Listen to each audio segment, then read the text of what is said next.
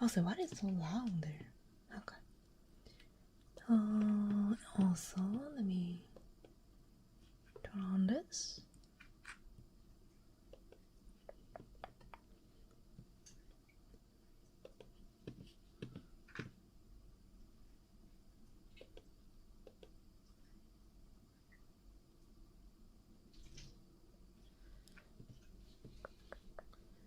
No ring. Okay.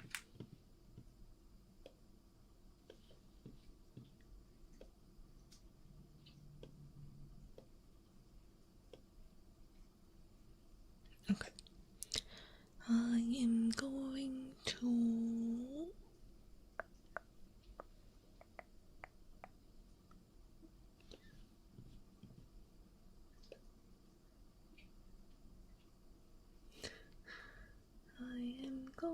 to add this. A teeny bit of background sound.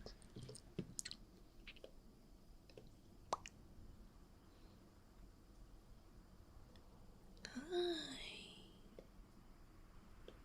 Let me put this a little bit higher. Okay. Good morning. Hello, good morning, Jenchuno. Congratulations on getting the first. Hello, Door. Good morning, Door.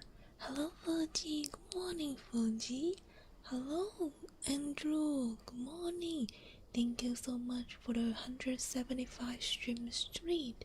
Good morning. Hello, Diva. Good morning, Diva. Hello, Viper. Good morning, Viper. Hello, Boy. Good morning, Boy.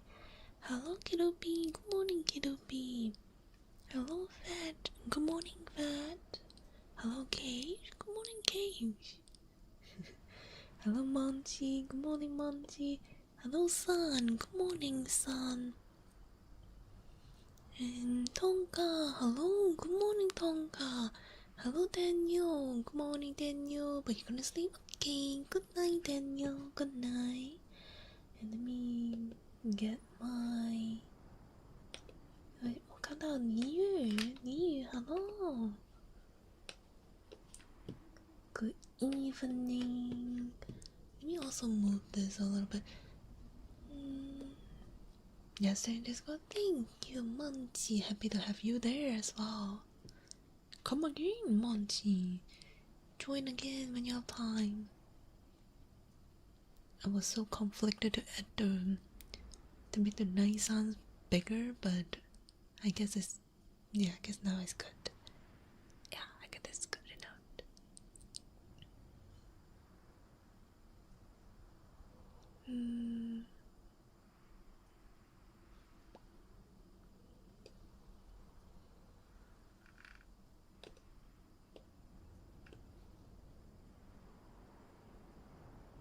Okay, I think this is good enough. Oh, hi Peter, welcome. Good morning, I hope you're doing great. We are going to do like some creepypasta thing. So yeah. Hello Lando, good morning Lando. Good morning. I'm trying to remember how I did it last year. Because I can't remember how I did it last year.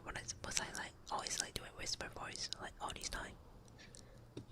I cannot remember what I did when I do the creepypasta last year. But what I would do is like, give me a second, I have to drink some water first.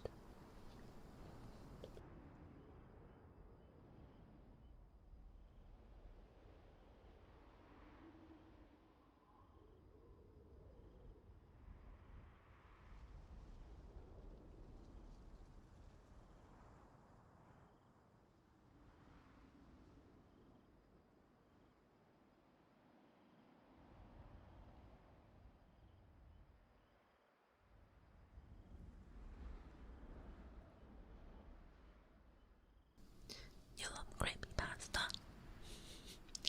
Hello, Sunny. Good morning. Good night. 谢谢你的小花花。Hello, 瑞风. Hello.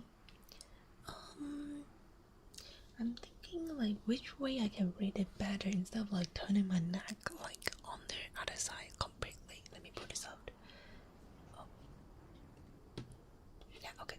Now it should be better. Oof, okay. I will read it on this side, I think. Yeah. I will read it over here. This one may be pretty long. Ooh, wow, this one's really long. Yeah, this one's really, really long. 23 minutes. It's pretty long.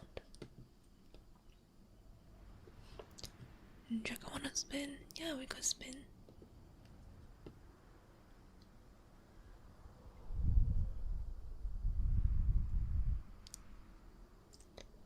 This page turning. I think I will pause the spin actually. You know what? I'm just gonna pause the spin while I'm reading. Okay. But we could do the page turning for sure.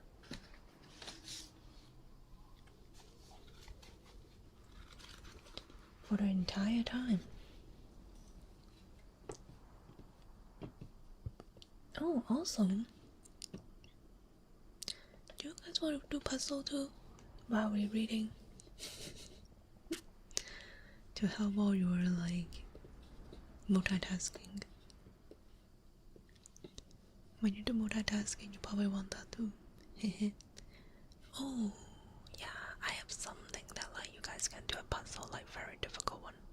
Not very difficult, but like more pieces. You know what I mean? Let me find that. Definitely, you can do that. Let me do one picture.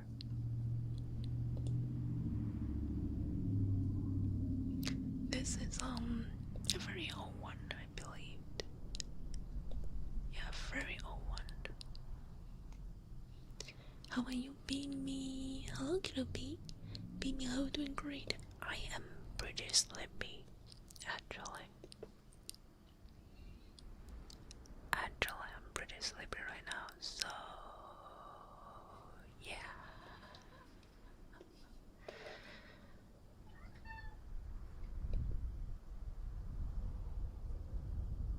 I'm going to do it with like 1,000 something piece.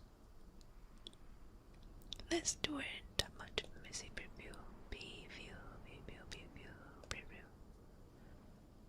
Oh, alright, that's not too bad. Okay, we got this. We definitely got this.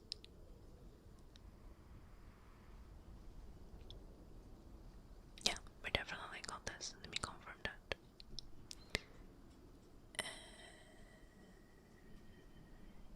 You know what? I'm going to do it a lot more difficult, but then we can have it's not mystery, okay?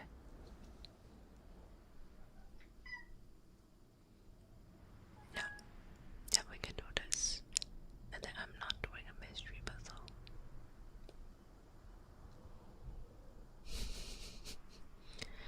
You will still gonna struggle, I think, but okay.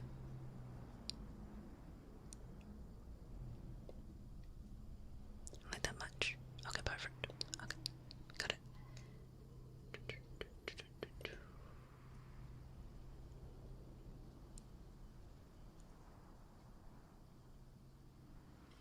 Alright, let me share this first. Can one of my... Oh, isn't Kirubi? Kirubi, you're here, right? Can you help me retype the message and then ping the puzzle link there? Hello, Dino! Welcome back. If the Kirubi not do that, then can Boy do that? I just think Kirubi name's there, so I thought like they can help. But yeah, any of you. Whoever faster. And then I will pull this on this side. Yes, okay, this side. Smaller.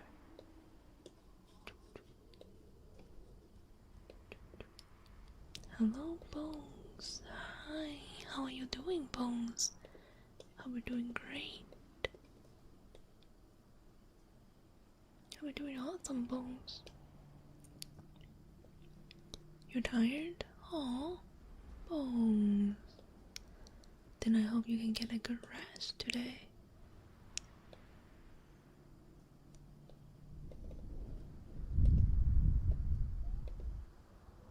No, Kirubi, I'm not just going to ping it. Can you type a message and ping it?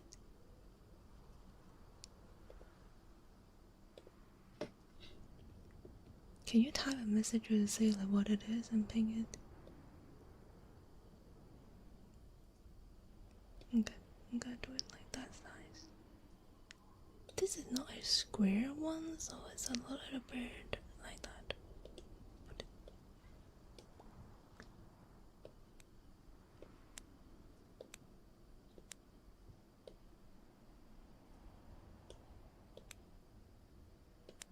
Thank you, thank you, thank you.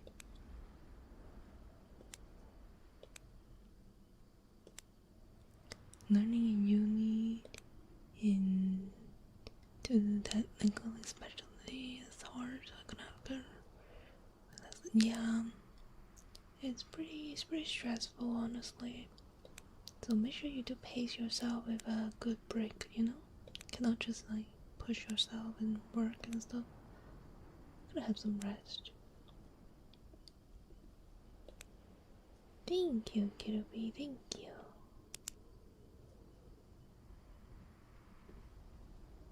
Thank you. This is not a mystery piece, so it should be easy enough. Oh, there's not like the top. Okay.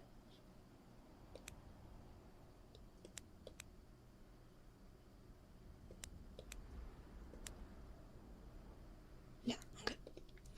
We have you guys there, and then I pause the wheel, right? Let me put the wheel down. We're gonna read some creepypasta, okay?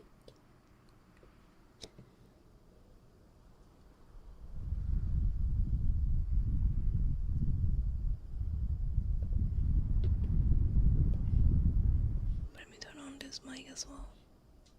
Okay.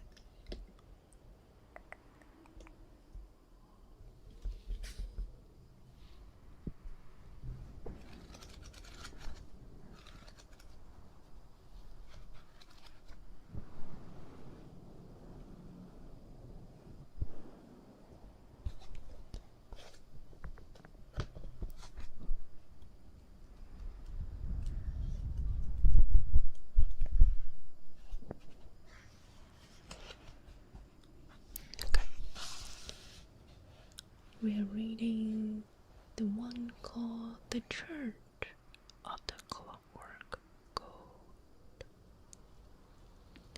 Yeah, The Church of the Clockwork God. Hello, Noah. Welcome back. Good morning.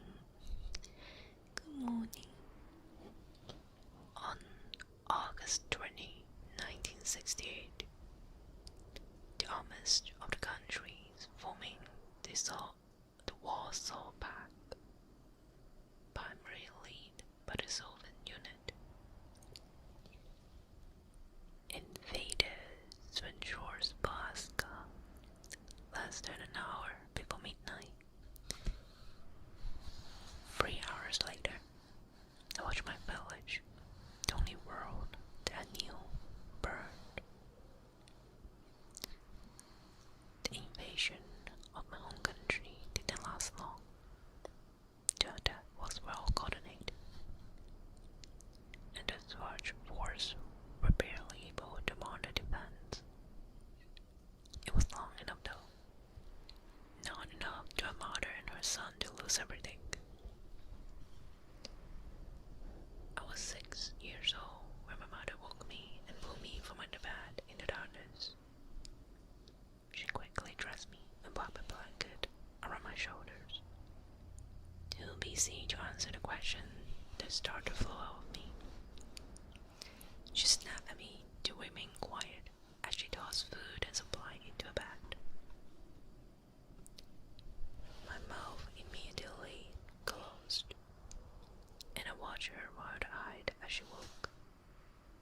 My mother was a kind and patient woman. She had never yelled at me before. Not like that. It scared me. When she was finished packing, she put her arm around me, and me hurried outside. People, our friends and neighbors, were fleeing in every direction. Soldiers wearing unfamiliar uniform were marching through the streets. Behind them, visible even through the heavy smoke, were the silhouette of the large tank. To my inexperienced eyes, they seemed to be demons emerging from hell. Thinking back, I believe that my mother's plan was to go to her sister's house less than 20 miles away down the road. Whatever her intention, the invasion forced us off the road and into the wood outside town. The moonless night made it incredibly dark under the tree, and the chaos of the situation made things even more disorienting. By the time the sun came up, we were completely lost. When we had entered the forest, there had been other people breaching into the tree with us. Doing the mad dash to escape from the invading force in the darkness. Though we had become separate from the others, we were alone. Without any other real choice, we continued on. I remember looking at the tears in my mother's clothes as we walked. She had leaned away during the night, making sure to keep herself in front of me so that she could guide me around obstacles and keep me as safe as possible. This meant that she had taken the bird off every sharp branch and cornwood. Each bleeding scratches and blackened bruise was pain that she had kept me from suffering. We walked through the day, exhausted and our body aching from exertion. We stopped infrequently to rest for a few minutes and to eat dry meat from the supply my mother had taken from the house. The more that we continued, the more isolated I felt. Everything around us grew quieter as we walked. The early jumping of the bird fell silent. The wind blowing through the tree died down until coming to a stop entirely.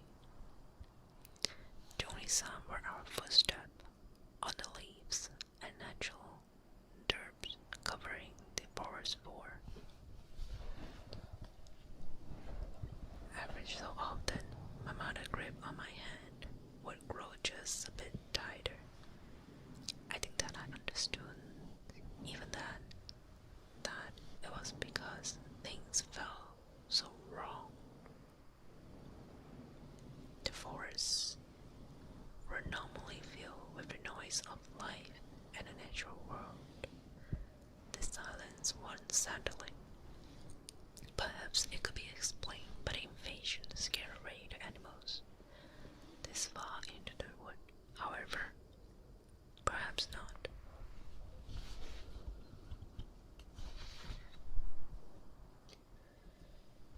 Eventually, the sun began to set. I dread the thought of spending another night in the all-encompassing darkness of the forest. I could tell by the way her jaw was set that my mother thought were the same as mine. She still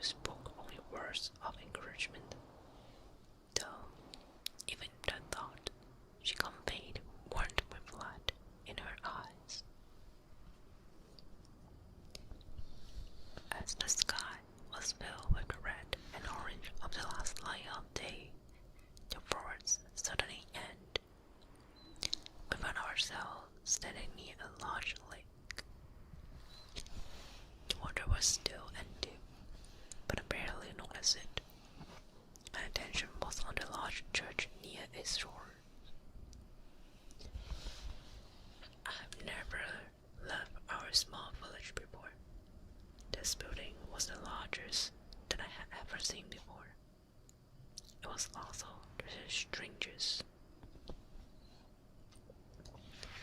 I immediately recognized the door shifted.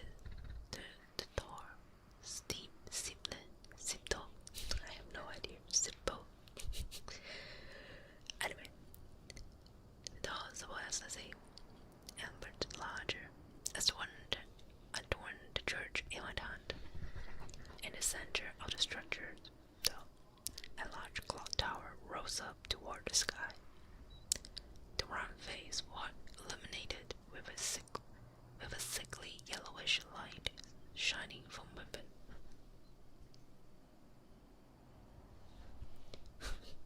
Samba? What are you doing, Samba?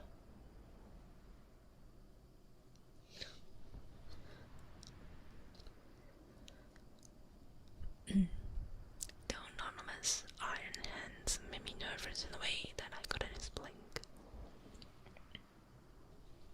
The discomfort was completely overshadowed by the sense of relief. Here was a secretary in the wireless at the time we need one most.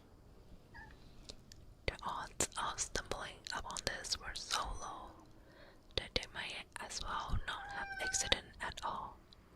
It was as if God himself got us there.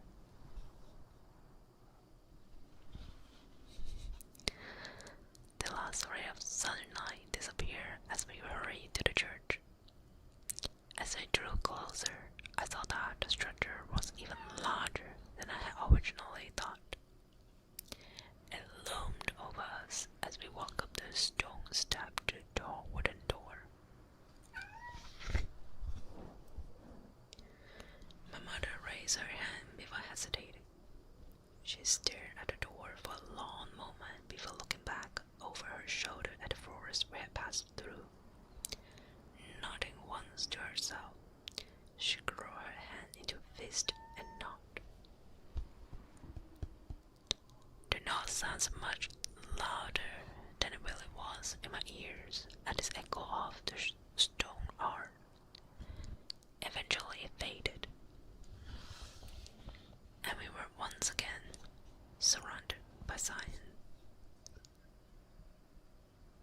That silence was broken by a shriek of metal on metal.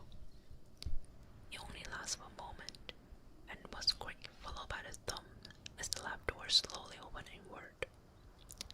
Light poured out from the gap, framing an elderly nun that looked at us with an expression that quickly changed from suspicious to sympathetic. My mother quickly explained what had brought us there. The nun listened closely to every word, nodding at times and sadly shaking her head at others.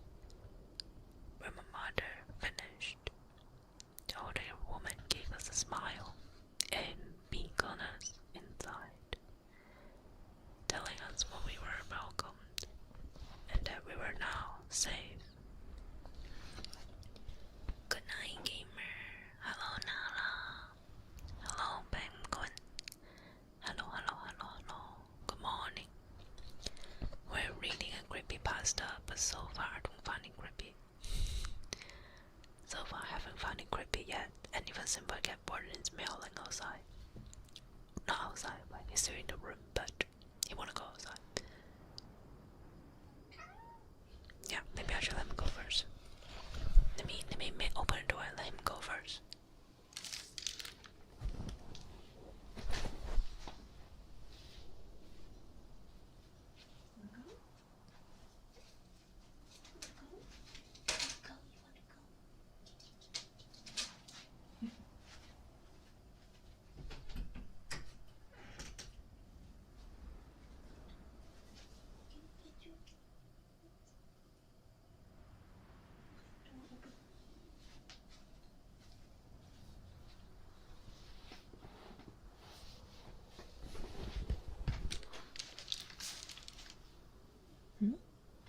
Nice.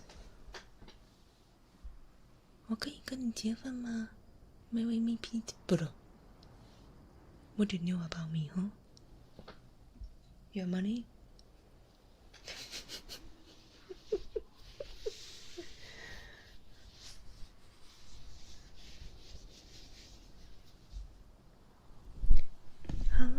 it's not. Shinono, hi. Welcome back.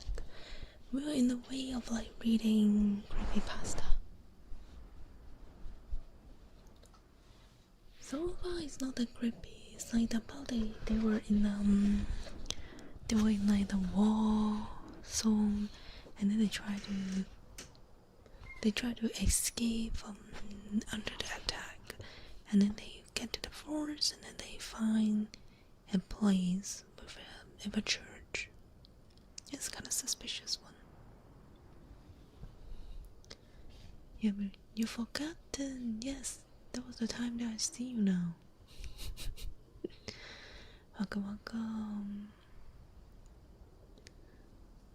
Hello, ghosts. Welcome, ghosts. Welcome back. Hello, healthcare. Welcome back. Welcome back.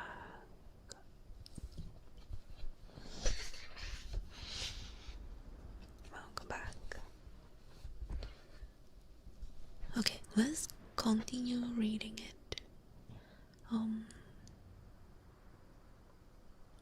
They're safe, right? Okay. A small entryway led into the church nave. Row of pews lined both sides, and a long red carpet ran up the center. Through the crossing and up to the free step leading to the pulpit and sanctuary, instead of an altar on the raised platform. However, there was an ornate throne with velvet padding the same color as the carpet. And now a click drew my attention. I looked up at the ceiling high above me and saw giant gears moving and rotating in the rafters. They were everywhere. I stared at them in both awe and incomprehension. The nun, who I would later learn was named Sister Mary, must have noticed me. She kneeled down and placed a hand on my shoulder, speaking gently. She told me that they had been installed at gates earlier by the grateful genius architect that had been saved by the church. The gears I was looking at controlled the clock in the tower along with other things throughout the structure. She made it sound whimsical, almost magical.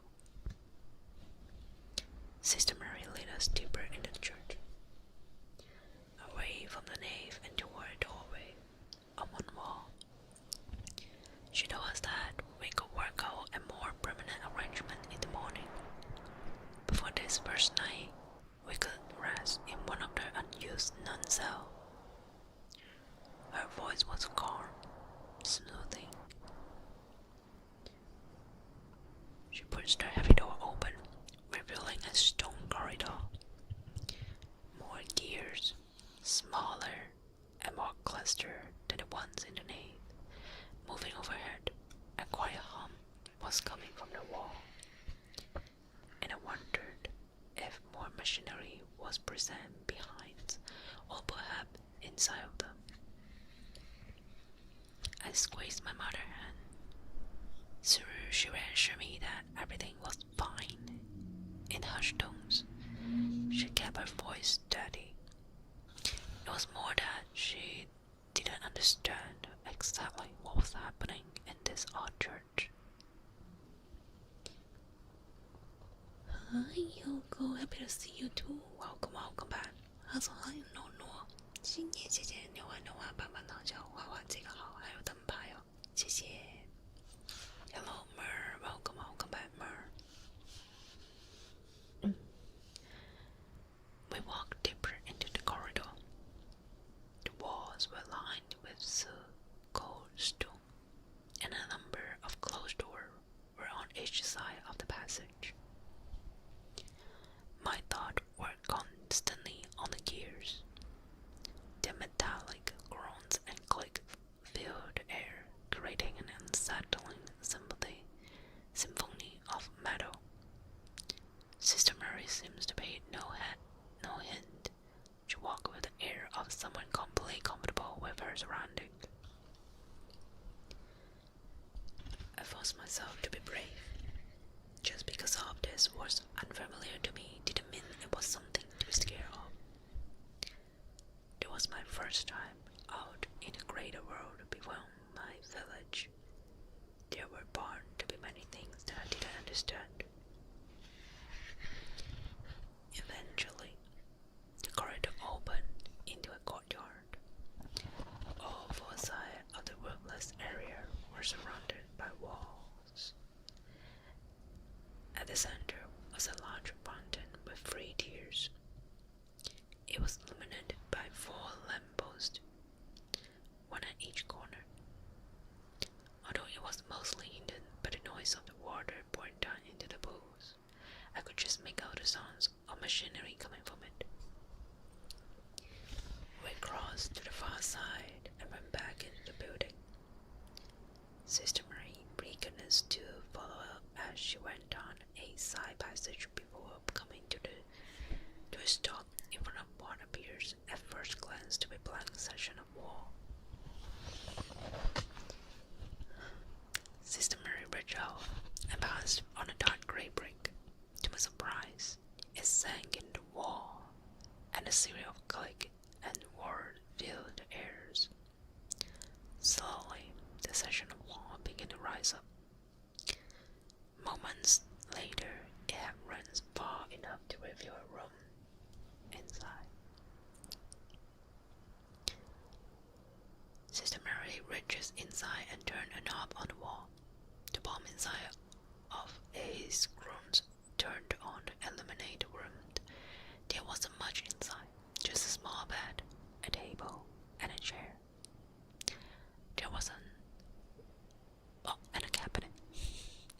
A single window, a shutter closed, was on the wall above the bed. The cells do not call home was simple by design. The nun motioned for us to go inside with a smile. She spoke briefly with my mother in a voice barely above a whisper, and my mother nodded. The nun disappeared back down the passageway. She returned a short time later with a basket containing and filled pitcher, 2 cups, a basin of water, and soup. She sat them down on the table and turned around just in time for a second nun to come into the room carrying half a loaf of bread and 2 bowls of stew. My mother thanked both of them profusely, barely able to keep the tears in her eye from falling. As the other nun left with a smile, Sister Mary placed her hand on my mother's elbow and leaned her back over to the doorway. Her voice was hushed, but it was just barely loud enough for me to make out what she was saying. When she closed the door, it would remain shut until dawn. At that time it, along with all the doors to the other cells, would open once again. Everything was on a timer and was automated by the mechanical system that had been built into the church. My mother questioned this. Of course, she was careful to remain respectful. There was only nature that she would be suspicious of the strange system. Sister Mary assured her that everything would be fine. This automation had been built to make things easier on those that reside here. It made the members of the church that lived there more efficient and productive. She said that she would explain more to us in the morning. Now, though, it was getting late, and she had other duties she had to attend to before she adjourned to her own cell. My mother thanked her again, and Sister Mary returned to the hallway. I heard her push the brick once more. The door slowly slid back down and locked into place. We were alone. Hello, Midnight. Welcome back, Midnight. Hello, Yoko. Hello, Mackin. Welcome back, Mackin. Welcome back. We are reading Creepypasta, but but so far it's still just build up on the story. So we'll probably get into the ghosty part soon, like next part. I don't know if I should use the book for as a prompt.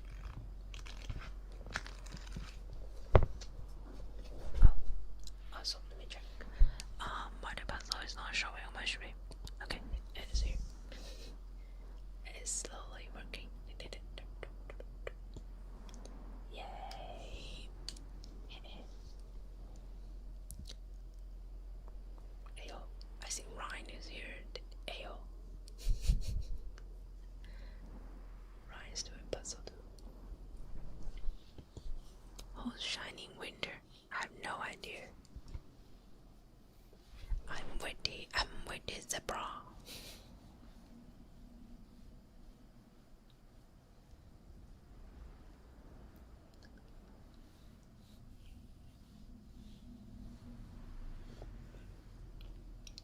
There was some curious priest here as well.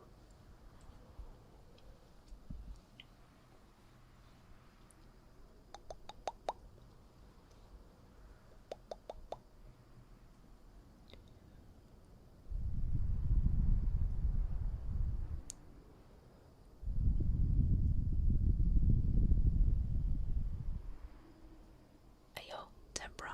Is that? Hello, zebra. Welcome, welcome. Hope you're doing great.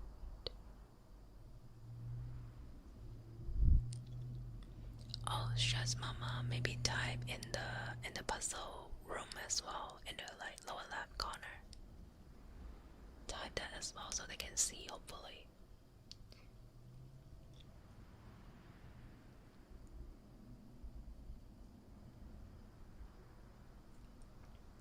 Yeah, shaking motion usually would like, you know, it would cause motion sickness too, so be aware, guys. Unless it's lagging, but yeah. Hello, Blake. Thank you so much for the 15th street. Thank you. Oh yeah, stress mama time in the chat room in the puzzle place too. I think they can see the there. I think they see there better.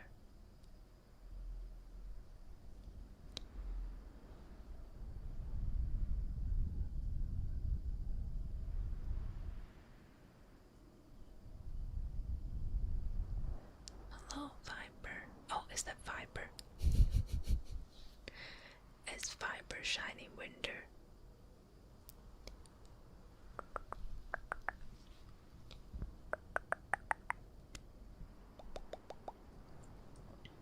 Okay, anyway. We continue. We cleaned ourselves, ate the warm meal that had been provided, and went to sleep. Despite the strangeness of the church, it was the first time that I felt safe since we fled our home. I was awoken by the gentle chime sounds. It seems to be coming from the ceiling, but as I wiped the sleep from my eyes, I couldn't spot the source. It sounded 5 times before stopping. As the final chime faded, the ceiling door began to rise. At the same time, the shutters blocking the window retract. It was still dark outside, but I was just able to make out the first sign of the day in the sky. A nun carrying a tray with bread and cheese came into our room. She placed it on the table and collected our empty dish from the previous night. She smiled as my mother thanked her and informed us that morning service would soon begin, and that while we weren't required to attend, it would be appreciated. My mother was a deeply religious woman. While she was not Catholic, she believed that our surviving the invaders and finding this place were gift given to us by God. She had bought a change of clothes for me in her bag, and as I ate, she got me dressed and fixed my tangled hair as best as she could.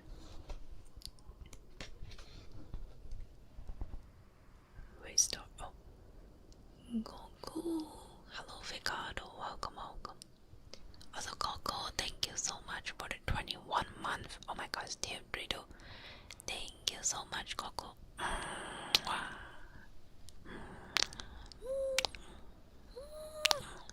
Thank you, Goku. Thank you.哇。Also， 新年，谢谢你的牛蛙帮忙的小花花这个好，还有灯牌哦，谢谢新年。谢谢 Thank you. Check on. You are a good boy. A good boy. Check on. A good boy. A good boy.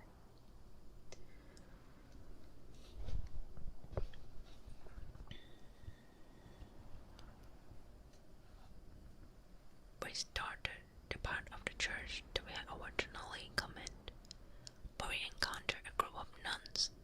They were going in a different direction. One of them was kind enough to inform us that the morning service were held in a smaller chapel on the other side of the building. They led us through a number of twists and turns until we eventually arrived at our destination. The sister called it the West Chapel. It was much simpler than the main house of worship, consisting of little more than a dozen short pews and a large wooden crucifix. We took a seat in one of the back pews. Hello, Mom Easy, welcome back. I was surprised to find that there were other people present. There were villagers like my mother and me, although I was certain they weren't from the same town that we were. The ringing of the bell filled the chapel. There wasn't any bell there that I could see, though, and it didn't seem to be coming from outside. Along the walls, tall section of rock slid out of the rain, revealing intrinsic stained glass windows that had been hidden behind them. The now familiar mechanic noise began.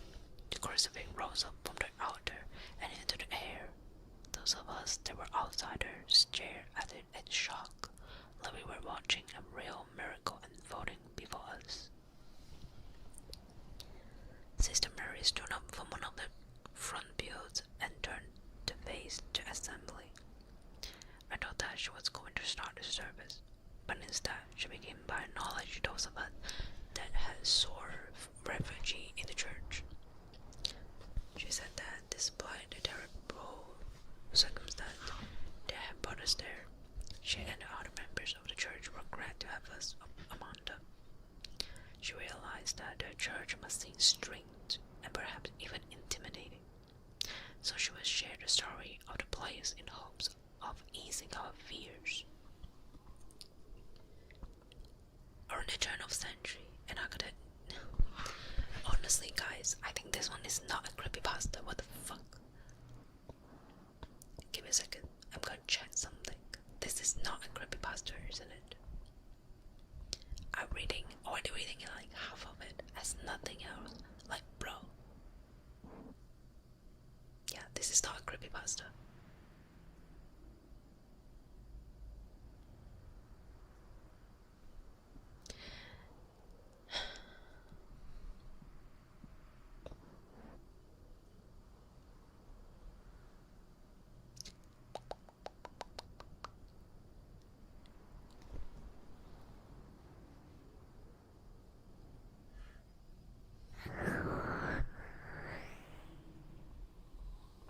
What SCP can't. I wanted to. This is more like a strange place, but it's not like an entity. It's more like a place, like a church, right? And in the church it would like disappear or something at the end. Yeah. Anyway, let me try to finish this too. I don't think this is a creepypasta.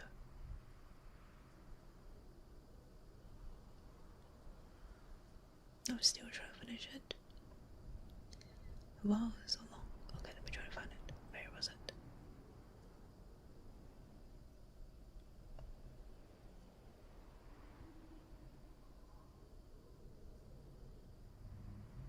No, never mind. Rainy, hi Rainy. I need to find something that's short. It's hiring, but it's not good. Anyone have a good creepypasta?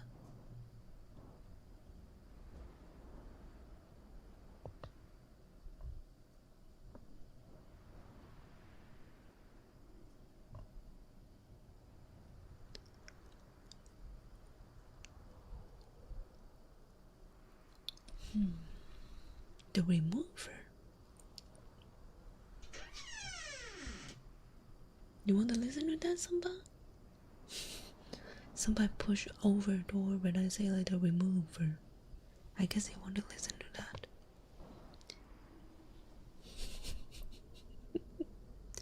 Oh my god, estimate rating time 105 minutes. The heck?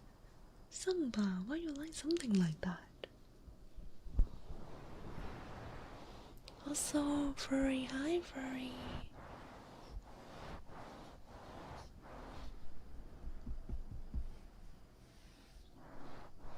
I cannot believe you like that.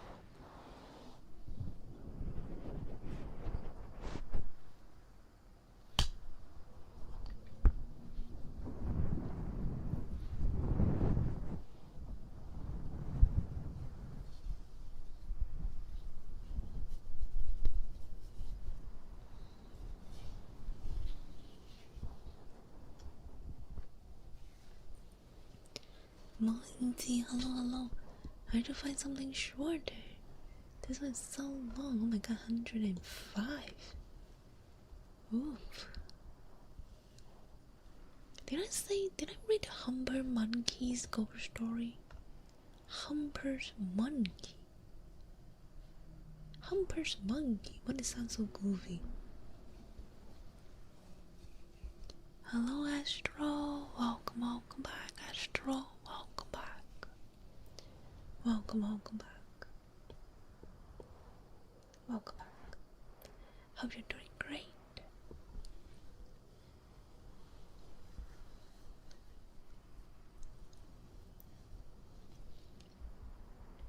Come here, Samba. Come here.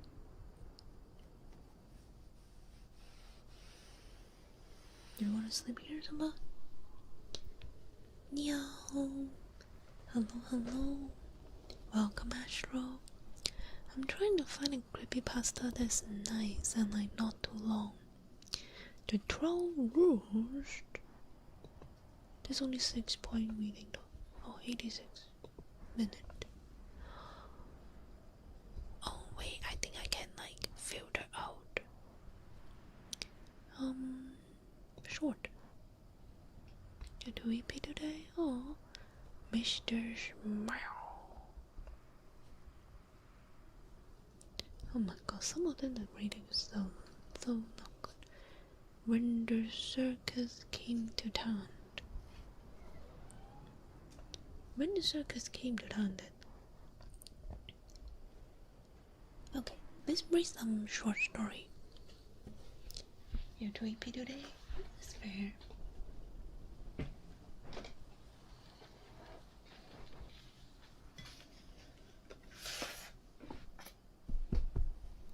You don't want to come here, Samba? Oh. Hello, falling angel. Welcome. Hope you're doing great, falling angel.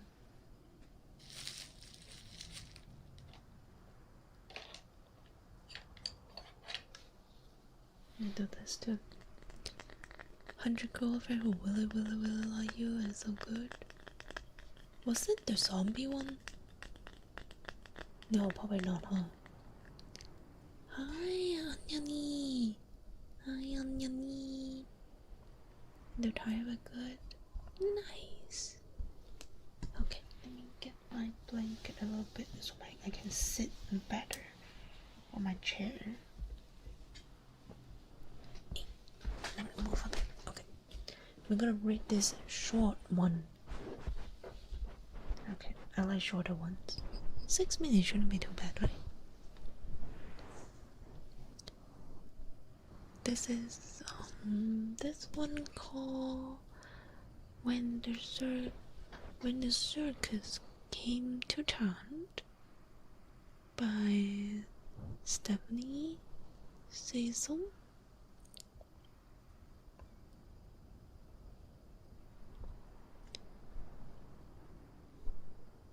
Damn, word, that one is dark. It's funny, but also dark. Sheesh. Okay. The tents appear in the middle of the night. Without preamble, there was some heated discussion at City Hall because not even the mayor knew they were coming. They must work out sometime. They must work out something. Though, because the circus day, our times wasn't big enough to support even a fair. So there wasn't big news. There was now I found myself with my older brother Tommy and his friends that evening. I was just 15 then, and thought we were in a small town. Now, my mother hailed from Boston. There was no way she would cut me loose to run around in my town. But if she knew how bad Tommy had his friend really there, or really were, she would know I was much better off alone. How much money you got? Frankie asked, punching my shoulder. Of the three older brothers, I hate him the most. He regularly hits, kicked, and went to kill me, while my own brother laughed about it. He was twice my size. I was a run back then, but I dream of the day I could stand up to him, stand up to them all. I gave him the 20 Mom had given me, but not the 5 I had tucked in my hat belt. If nothing else, I want to sneak a candy apple later. That's what a dentist, and we didn't have things like that around my house. They abandoned me when we work. Oh, they abandoned me when we walked inside the midway. I never been to circus before. There were many rides, but huge tents loomed everywhere. Barkers told us to come in, to come one, come all, see the magnificent beasts of the wild, or the horrifying freaks of nature. I laughed at that one. I rattled in with the phrase of nature. Still, I want to see a lion that looks so majestic on television. Reluctantly, I bought with $2 and stepped inside. The tent smell of sawdust, sweat, and dung, but inside were the most fantastic creature I've ever seen. I picked a peanut off the ground and fed it to an elephant that sat on a bench to array the show. The lion was my favorite part. I knew they were big, but I never expected anything that huge. I held my breath when the lion tamer took his head in one creature's mouth. Its interior looked as long as my finger. Its back teeth, which I knew were called cornerstones from a book my dad gave me, worked like scissors to cut entire meat. Nowhere would I ever have had the gut to stick my head in there. After the show, I debated spending another $2 to watch the same show again, but I really wanted apple. As I made my way to the food trailers, a girl called out to me. Read your fortune, $4.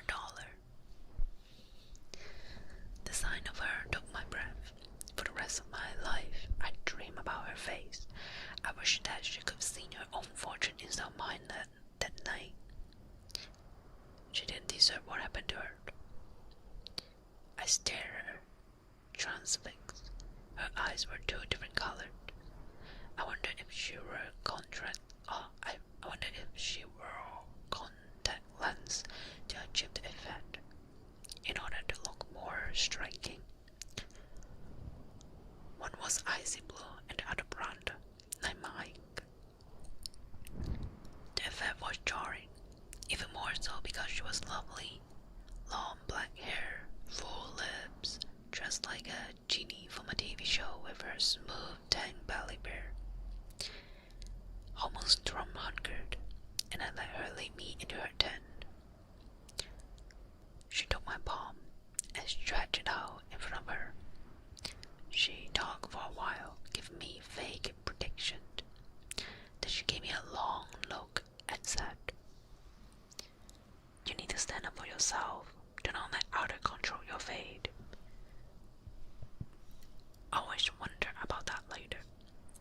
If she really saw that, it proven to be a good advice. I wish I heeded. She walked me out after my reading. Her hand tucked into my arm. "Well, what do we have here?" Frankie boomed. "The little monkey has a girlfriend." Her hand tightened on my arm and then she smiled. "I'm taking a break." Frankie caught her arm as she tried to walk by and told me and his friend James brought her. I wanted to tell them to leave her alone, but my voice was a rock haunting my throat. "Hang on," Frankie said. "I got $1. I want my fortune told. Metal fat." He leaned at her. "What will a 10 get me?" To my horror, he grabbed her waist and pulled her against him. She struggled free and sneered something in a foreign language, then she spun on his shoes. Franco bled her, then dragged her into the tent. I turned to run, and James tripped me. I went crawling into a dust, and my mouth filled with blood. James held me up, and I heard a click as he opened the switchblade he always carried. He passed it against my back. "One move and I will slice your spinal cord," he said. "Snitches end up in ditches." It only lasts a few minutes, but it seems like an eternity. They brutalized that girl. I heard her struggle at first, then nothing. Then nothing terrified me. I was crying, blood and snore choking me. People walked white gone by, and nobody seems to notice something was wrong. Something was horrible. The newspaper said her father found her, naked and beaten in that tank. It was 2 days before she could give the police a description. I was relieved when the police pulled up in front of our house. "Don't you say a word," Tommy hissed, "or I swear on my life I will end you."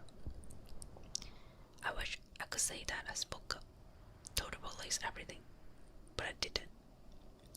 I thought her description would be enough, and the DNA.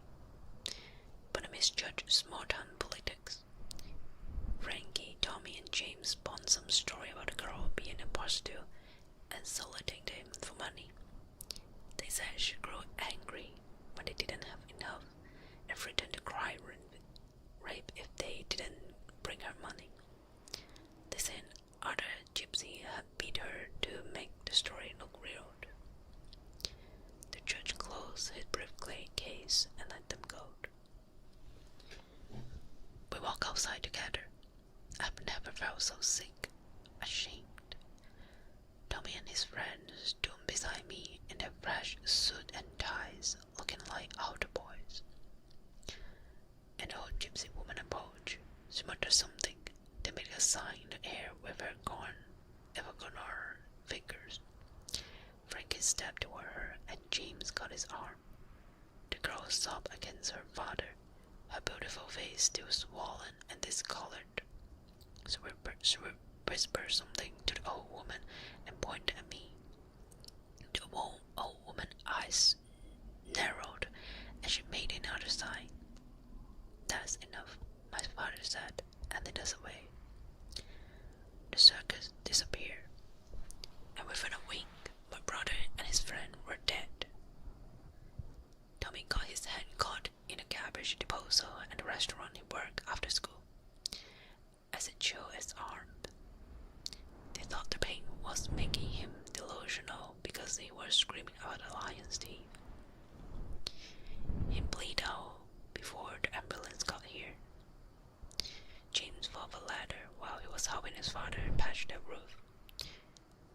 or sever his spinal cord. Frankie Dad, the most horrible of all. He ran around Jason's bed one night and his car caught on fire. Rescuer said they never forget he screamed. I figure he's still screaming and burning in the place he went.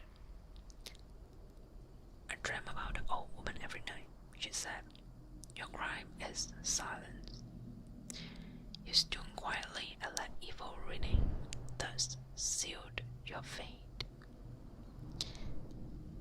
One morning, my tongue felt funny. When I peered in the mirror, it looked like a piece of bark was attached to it. It felt like bark too. Mother was still in her room, so I didn't bother her. I somehow knew it was my time. I left the wood behind my house. My step grew heavier as I walked, and I could barely drag my feet through the leaves. When I looked down, my neck no longer looked human. They were forming into a tree trunk.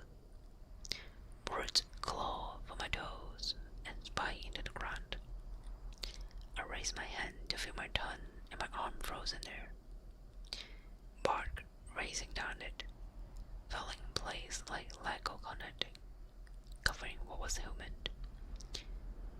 With no supplies, I saw the girl walk out of the wood. I know it wasn't your fault, she said. I begged my Baba for mercy. She said you must learn the lesson. You will be a tree until you grow and mature enough to bear fruit. When the first apple falls from your tree, you'll be human again. I hope you will always stand up for yourself and others after that. It took 3 years, but I'm still thankful for that lesson. Bro, what the fuck? Anyway. Hi Lawrence, welcome back Lawrence, welcome back. Colorman, welcome Colorman, hope you're doing great, welcome back. So basically, this asshole is getting bullied all the time. I mean, I can understand him, it's not his fault, but well, yeah, hella dark. And well,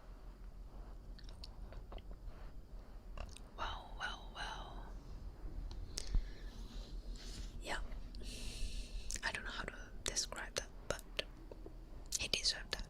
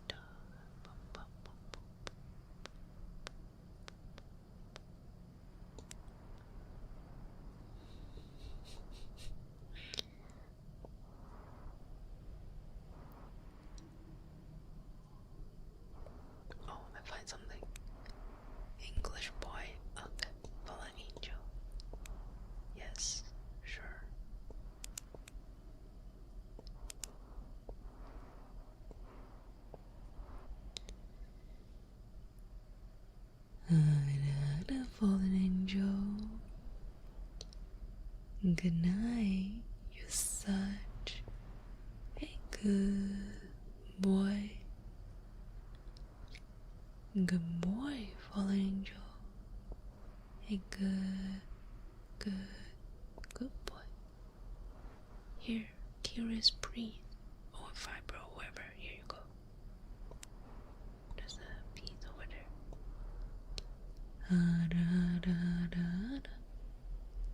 Good boy, fallen angel. You're such a good boy. A good boy. A good boy. Are you ruin his life again? Phew.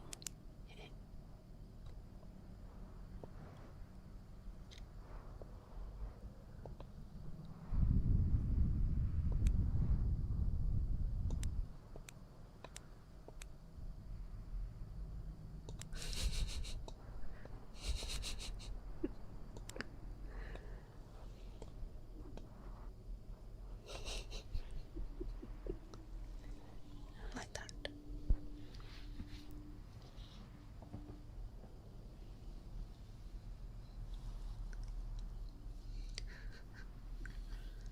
Like the face.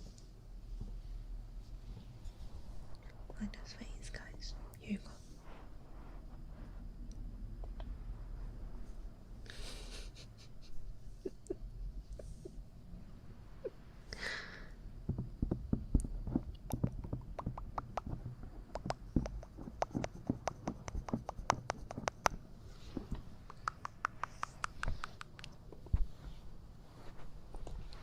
Okay, let me move this to the other side.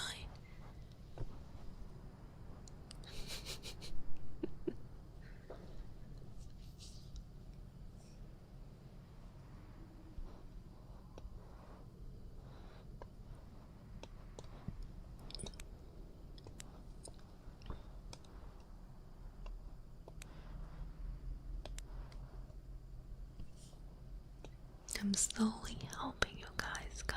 I'm helping you. Yeah, I'm helping. Yes, I'm helping, guys. I'm helping. Trust.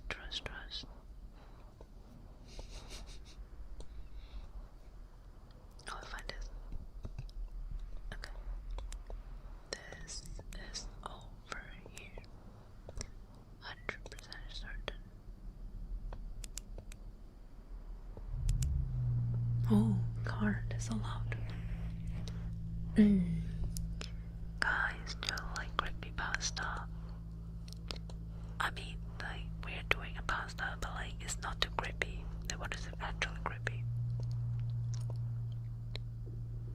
The one we go over early is just F up. It's very F up.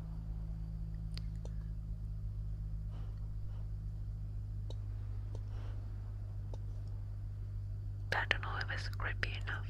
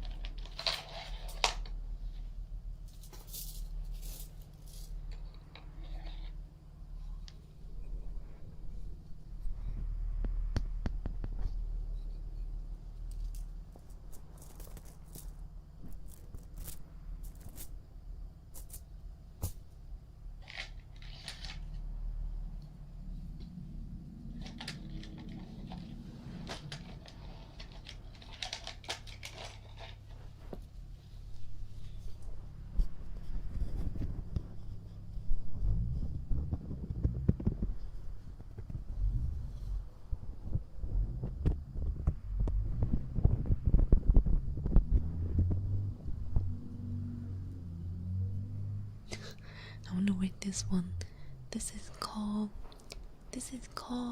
World's Best School Psychologist. I want to read this.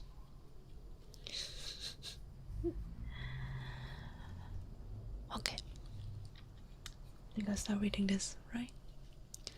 When I was 12, I came to the conclusion that everyone in this world, including my own family, was against me. I was never a problem child, but my parents sure treat me like one.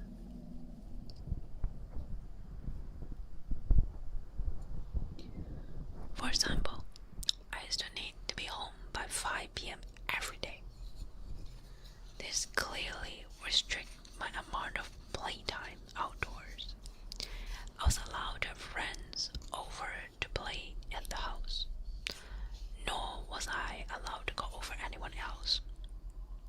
I had to finish homework directly after I came home from school, no matter how long it took. My parents refused to buy me video games and forced me to read books and then write a box report on them to prove I'd actually read it. Now, even though those rules listed above were quite frustrating to me as a child, they aren't what upset me the most. What really hurt me was the lack of compassion on behalf of my parents. My mother was a bitter woman who always made me feel guilty about accident or mistake I've made. My father only knew one emotion: frustration. The only time he spoke to me was when he screamed at me for receiving poor test score or beat me for misbehaving. But enough about him. Let's talk about my school psychologist. For his own privacy, we will call him Dr. Tanner. Like most junior high school, a psychologist is always available on campus during school hour to assist any student in need of counseling, whether it is emotional, academic, social, behavioral, etc. To be honest, I've never seen any student talking with Dr. Tanner. Every day I will walk past his office on my way to the cafeteria and beg for his little door. No, above his door's little window. He will always be alone in there, working on some paperwork. I guess that most kids were too afraid to speak about their problem to an adult who was particularly a stranger. For this reason, it took me 3 weeks to master enough for this 3 weeks to muster enough courage to go into an office. March 20, 1993 was the day I decided to voice my trouble to Dr. Tanner. During lunch break, I stood in front of his office door and knocked.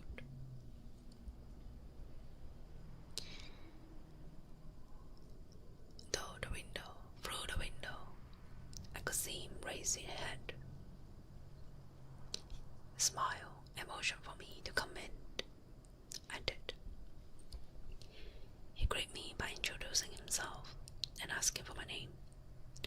Dr. Tanner was a very soft-spoken man who seemed to radiate kindness. In less than 30 minutes, I rambled to Dr. Tanner about how mean my parents were to me and how they didn't care about me at all. After a while, my voice began to clear and I stopped speaking.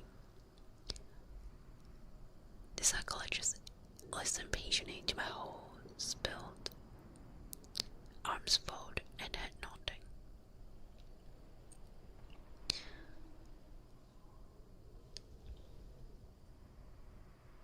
I half expected him to begin talking about how everything I had just saw was untrue and that my parents loved me and dearly and blah blah blah. But he didn't. Dr. Tanner leaned toward me with a glint on his face and said, "You know, I'm the best school psychologist in the world. I promise. We will fix this." I roll my eyes. Okay, but how? I ask. I have my weight, he said. I'm a man of my word. I promise that within just 1 month, the relationship between you and your parents will change for the better. Forever. After a brief pause, he's continued. Although I don't need you to make me a promise, you have to promise me that you will come back to my office after school tomorrow, and then you won't tell anyone that we had this conversation today. It'll be our little secret. I promised. The following day, I returned to Dr. Tanner after school. It was around 4 p.m. when I entered his office. After a warm welcome, he asked me to have a seat in front of his desk once again. Upon sitting down, I watched Dr. Tanner close the blind of the door's tiny window. There, he smiled. Now we have all the privacy we need. We began to talk about my likes and interests, my favorite subject in school, my least favorite teacher, and things of the like. About an hour into the conversation, Dr. Tanner offered me a soft drink. I gladly took the offer, considering my parents never allowed me to drink soda. Dr. Tanner reached over to his mini fridge and fidgeted around before sitting down to an open can of soda on the desk. Afterward, we continued to talk about what was going on in my life, but it wasn't long before I passed out from whatever drug Dr. Tanner placed in my drink.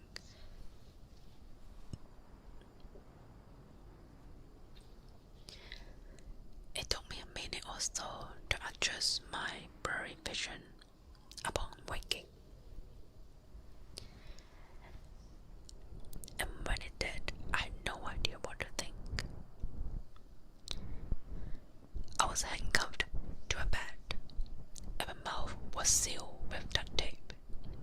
I immediately began to panic, screaming and tugging at the cuffs, but gave up soon after. My eyes widened in disbelief after looking around the room. There were posters of superheroes pinned up along the walls and photographs of famous athletes on shelves. In the middle of the room was an old television and Super Nintendo. Various game cartridges stacked alongside it. I didn't know what to think. Here I am in a room filled with items most kids would die to play with. I would have probably cried from joy hadn't I been handcuffed to the bed frame. My stomach sank once again as the door opened and Dr. Tanner walked inside. He sat down on the edge of the bed. Now listen, he said. Remember that I'm here to help you and I would never hurt you, okay? Dr. Tanner gently removed the tape from my mouth and then the cuff from my head.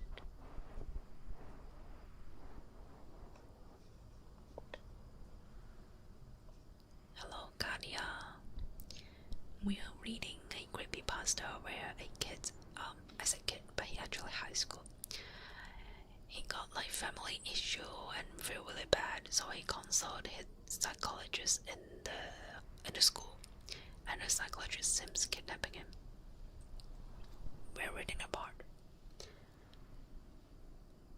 My first instinct was to begin crying, but something about Dr. Tanner made me feel safe. He smiled at me.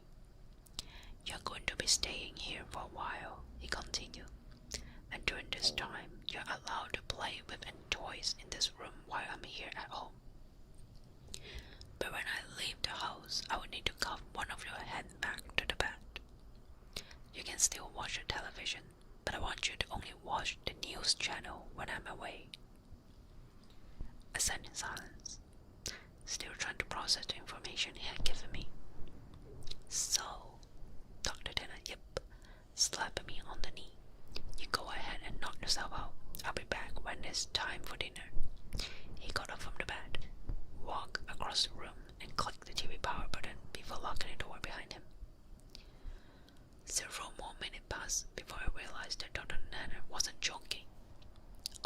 was left for me to do was putting up the Nintendo and playing Mario until nightfall.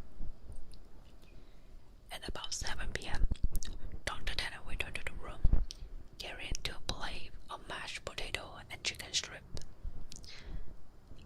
I finally gathered up the courage to ask him how long I'd be staying in this room. Well, about a month, he replied. Give or take a few weeks. I just have some work I need to do. The following morning, I woke up to Dr. Tanner's hand patting my head. Hey, bud, you don't have to wake up right now if you don't want, but I'm going to need to put this back on, he whispered, clamping the cold steel handcuff onto my waist. Hello, 大叔 hello, 谢谢你的牛啊 I gazed up at him. He was wearing a collar shirt and slacks. A coat draped over his shoulder and a suitcase at his side. He looked just how he always did when I saw him around school. Before leaving, he placed the TV remote next to me and told me to turn it on and watch the news. The first thing I saw upon turning it on was a breaking news segment. An important-looking police officer stood at a podium surrounded by police with people with microphone. I began to feel halfway through his speech. A statewide Amber Alert has been issued as of this morning, where several investigators working to identify potential abductors, but as of right now, there is not much evidence. Faculty members say that the boy had been last seen around 4 or 5 in the evening on. I began to feel nauseous as a photograph of me appeared on the screen. It was my yearbook picture from last year. Caption for the photograph displayed my name and age, my school, and my town. Above my picture were all the title. FBI begin search for child and kidnapping suspects, unknown and potential runaway. The live footage continued until figure I soon recognized as my mom and dad stepped up to the podium. Both appeared to have red eyes. Tears streamed down my mother's face as she took hold of the microphone. I never seen so much emotion come from my mother before, as she wiped on live television, stuttering on sentences such as "Please return my baby back to me," and "I'm sorry," and "Please come home to us." When my father took the microphone, I nearly expected his attitude to be stone cold. But he too had tears in his eyes. He pleaded to the world to bring his son home safely and lastly beg for my forgiveness. I knew I haven't been the best father, but God damn it, do I wish I had been now. Please bring my boy back. I turned the power off shortly after. My emotions were mixed, for I had never once seen my father cry. I felt miserable that my parents were being put through so much, but at the same time, I felt relief. I now know how much Mom and Dad love me. Nearly 4 weeks have passed, and Dr. Tanner has been treating me with the utmost respect. He left me in the morning cuffed to the bed frame, but returned in the afternoon to eat lunch and dinner with me, talk and play games. I never would have guessed how good Dr. Tanner was at Monopoly and Scrabble. But one morning when Dr. Tanner woke me before heading off to work, I noticed a stern look on her face. I also realized that it was 3 hours earlier than when he usually wakes me. You need to watch the news today, no exception. I want you to keep the television on all day and pay close attention to it, he stated grimly. I, of course, compile and watch him exit the room. About 2 hours later, a breaking news segment interrupted the toothpaste commercial I was watching. The title, Human Remnant Fund. Two stench-looking men in suit stood aside one another and began speaking.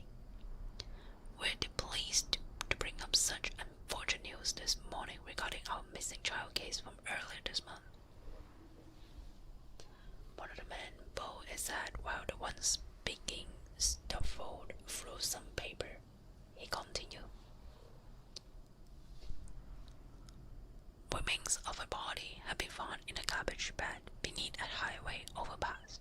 The body appears to be that of a child. Although not much of it left, the body has been decapitated, and much has been burned to ash and bones. The screen shifted over to a helicopter view of the freeway. Dozens of police cars gathered near the bottom of a tall overpass. The man's voice could still be heard. Within the bag, police found a junior high school identifying card labeled as such. The screen showed the school ID I always kept in my backpack. The plastic was sort of melted away, but my photograph and name were intact. After the two men dismissed themselves, the camera panned over to my parents. They were sitting alone among reporters. My mother's face held a painful grimness, and my father's look his head down at his knee. I shut the TV off. Dr. Tanner returned home very late. He hurried into the room, unlocked my cuff, and placed a bottle of fizzy water into my hand. He placed his hand onto my shoulder and smiled. I made you a promise, didn't I? I nodded, tears squealing their way out of my eyes. You had to make me a promise again, he whispered. He told me that I need to drink all the water in the bottle. It could help me sleep. And that from here on, I'm never to tell anyone that I ever met him. I promised. I told you I'm the best school psychologist in the world, didn't I? And he was right. I woke later that night to find myself laying in the middle of a park, stars shining brilliantly across the night sky. I recognized the park. It wasn't too far from my school. A mile or so down the road, I saw my house. The lights were off inside, but I could make out my father sitting on the step leading to the front door. I hesitantly called to him. He lifted his head slowly, but when he saw it was me, he sprang to his feet, ran toward me, arms open, yelling my name. My mother erupted from the house behind him. Dr. Tanner was right.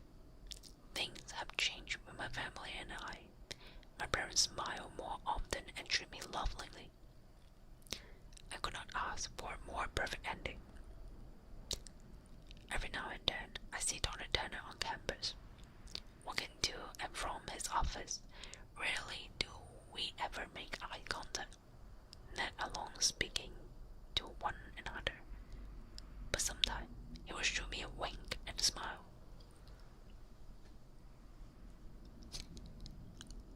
I will always keep my promise to him and pretend I never met him. But there will always be one question forever floating in my mind. Who did Dr. Tanner decapitate and throw off the overpass? Hello, Noah. Welcome, Noah Almond. Oh, it was just reading a creepypasta, and also in a whisper, so it's pretty hard to understand. Don't worry about that, Noah. Also, give me a second. I cannot close the door, guys.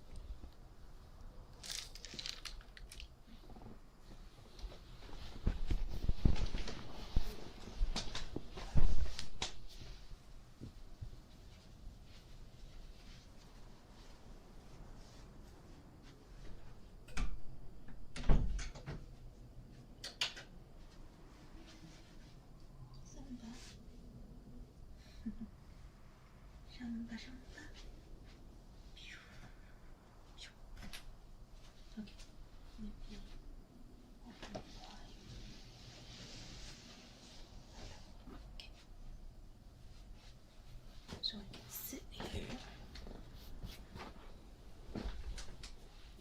Hello Ashley. Hello Ray Ray. Hello Newbie Neil. Hello. Giants. Welcome.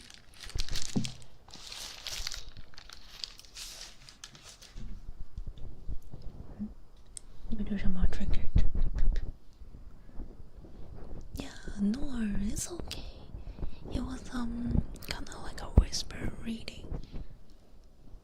So definitely it's not going to be too clear for me because I have pronunciation issue as well.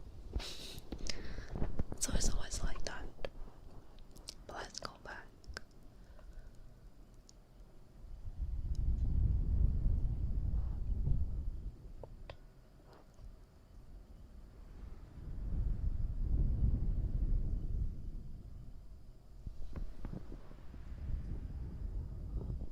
I'm cute. You are cute. Thank you, Ashley. You're doing great. How are you doing? I see you play a lot of soul-like games.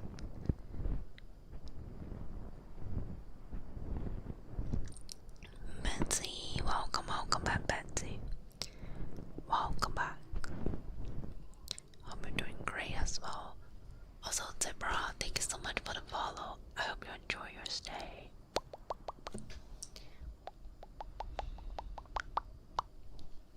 Staying comfy.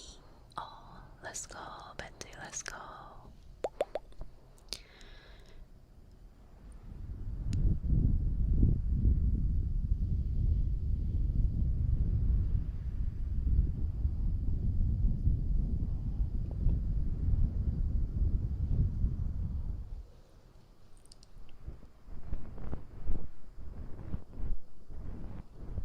Wonder how to spot. Let's go. I'm so bad at like combat. So, no. Hada penguin. You are such a good boy. A good boy. Such a good boy, penguin. A good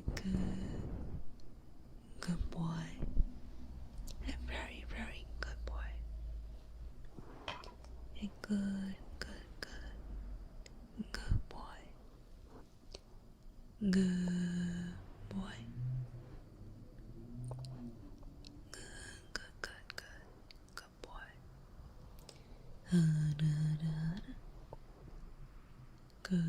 Good boy, penguin.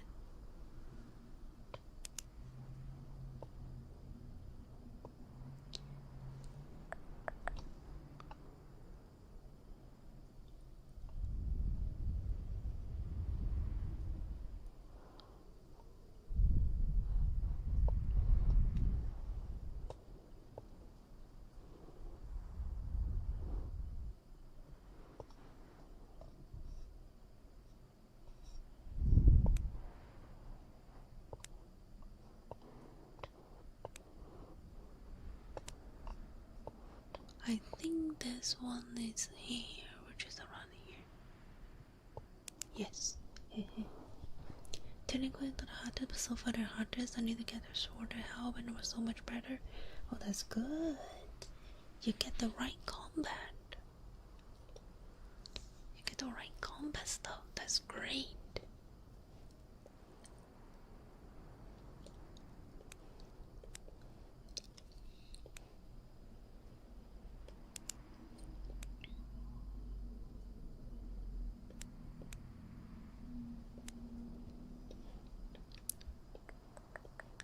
Guys, join the puzzle.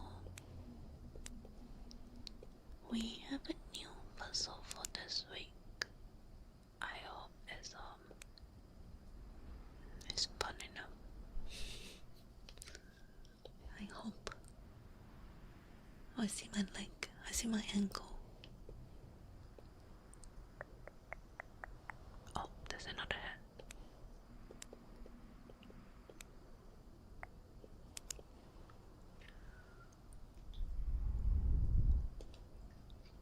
That looks familiar, but I don't know what it is now.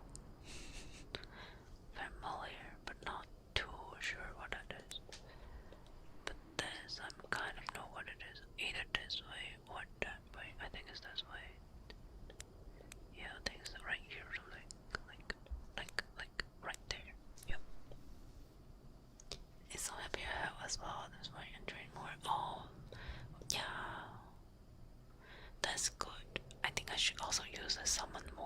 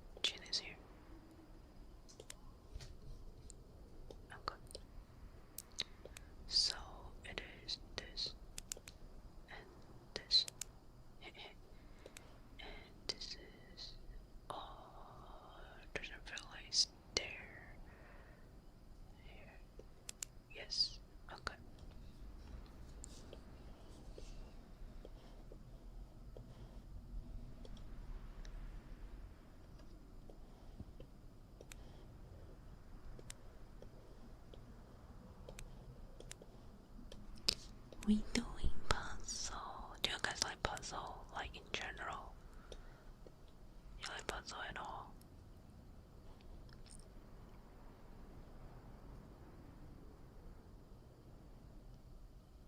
I feel like there's something over there.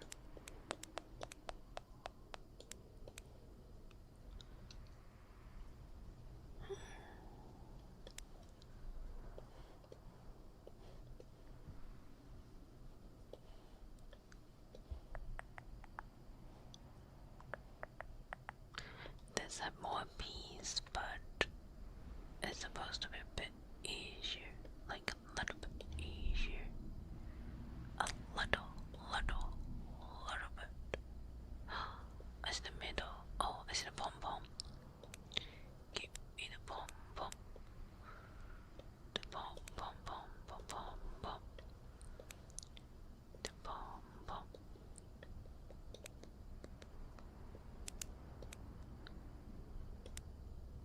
Oh, this is not there. This is too low. Hey, find it. Are they? Oh, wait, is it? It's there, yes. Yippee.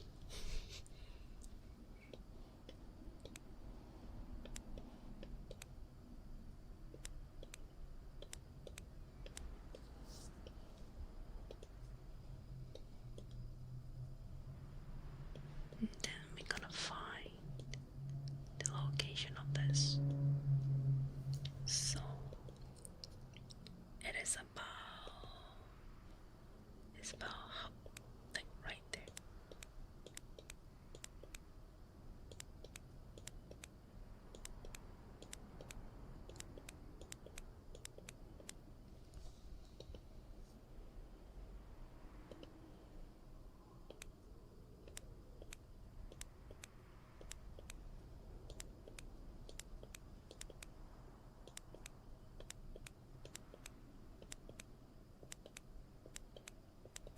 No, but we'll to find a proper place later. Your brain cannot handle puzzle. It's okay. It's okay, Fiber. That's how I feel about our surgery. I was unsure. Yeah, I feel like. But no, you pretty much play a lot of it, so you probably get a lot better, and you can do it. But I think my first one is Elden Ring. Yeah, I feel like I need some help, and I never asked for help. I was like, I can do it, and I never asked for help. That's bad. But it is what it is sometimes, you know.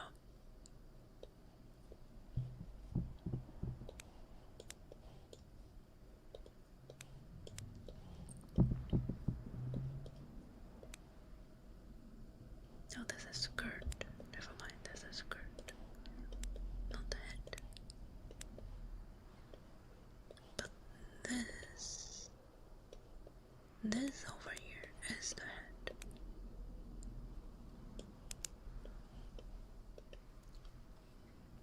Chubby, welcome back, Chubby, welcome back. Hope you are doing amazing.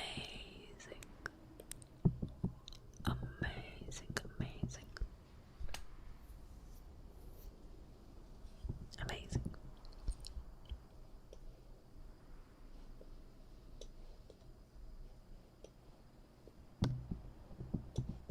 Over my cheek.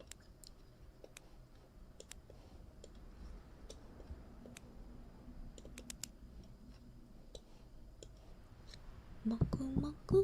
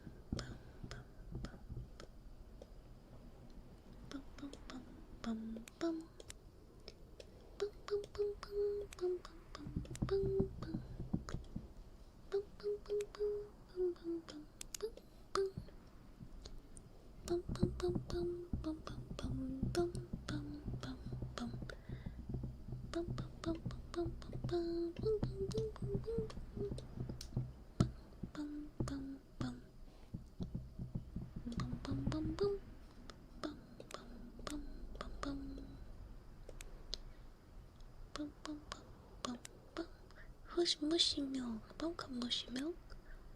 Welcome.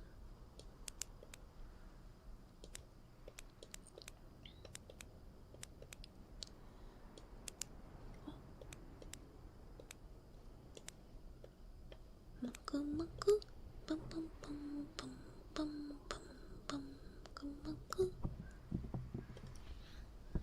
Making you AP but you can sleep, you have to go to stuff in film and pay. Honestly, I have no idea like what kind of ASMR I want to do. My job is to put people to sleep, but then like in my time, not that many people will be like going to sleep, isn't it? I think who's going to sleep in my time? I'm thinking it's not that many, right? Australian, but eventually, eventually I'm going to be like 1 hour different, which we have no Australians going to watch my stream unless they're like super night out, right? So yeah, I don't know. Should I talk more? Maybe I could talk more. Anyone want to chat with me? Chat with me. So I don't make you sleep. We can chat, guys. We can chat. You wanna chat?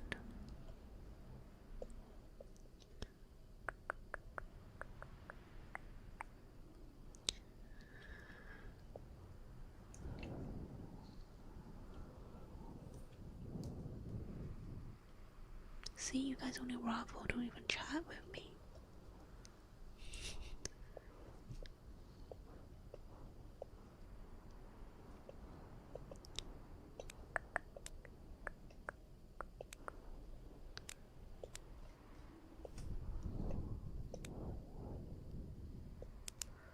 Do you have plan for this weekend? Oh, I was gonna watch TV for the, not to watch TV. I was gonna watch a show for, like we're going to watch a movie for Sunday, right? But I need to go out on Sunday when we start. Yeah, when we start the show, I need to go out. It's like one of those days that I need to visit my dad in the what do you call those? The place where you keep the deaf people. Yeah, I need to go to see him. Cause according to our lunar calendar, we're supposed to do that. Otherwise it's gonna be like bad day to visit. So we have to go this Sunday. Yeah. So I need to go out this Sunday. And then I have couple items that I need to return to Amazon. So I need to go out to return things as well. Yeah.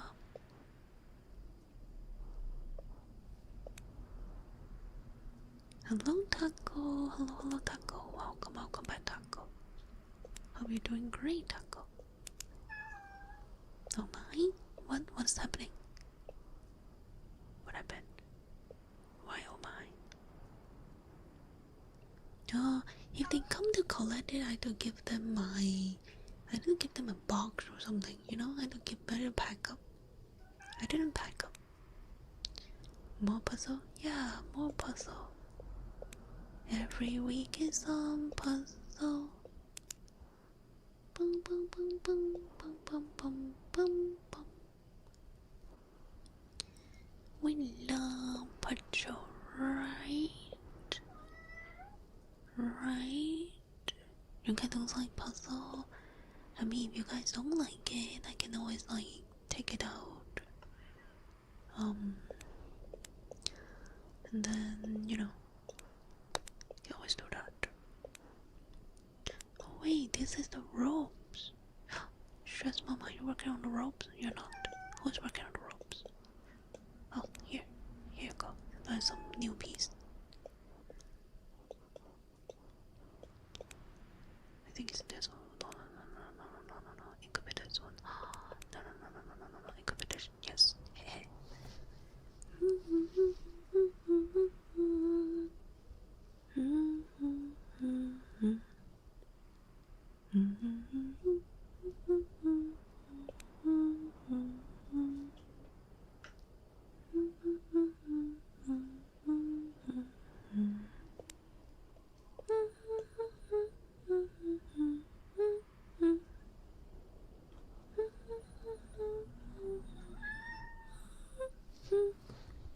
Taco, thank you for the 10-bit taco.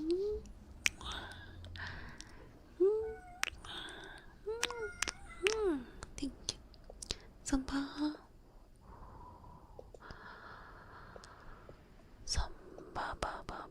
Oh, I found my face.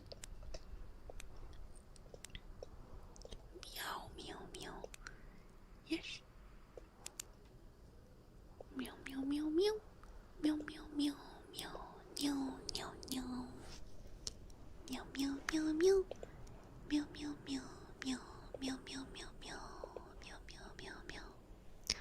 I said creepypasta, but I don't really read much creepypasta. Instead, we do a lot, but so I'm sorry, guys, on YouTube. If you get clickbait, yeah, this is what happened. I'm so sorry, but no regret. Oh, okay. I thought Simba was doing something that kind of scared me for a bit.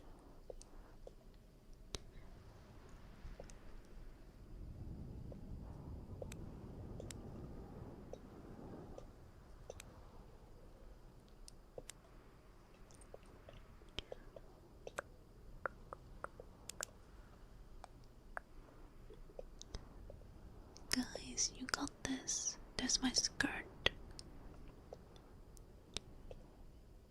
They look so familiar, but I'm not 100% sure. Thanks for the Halloween, so maybe creepypasta only stream. I don't think you guys like listening to creepypasta as much. Maybe I should do it in like a whisper style. Kanadu, welcome back, Kanadu. Yeah, no, Nando. We're gonna check out Minecraft, the Halloween building event stuff. We're gonna check out Minecraft next week, and then I do want to have one day that we do pumpkin crate thing, like the game, not the actual pumpkin. I want to do that too. So yeah, I'm not going to pick creepypasta. Unfortunately, yeah, I want to do that. It's gonna be fun, hopefully.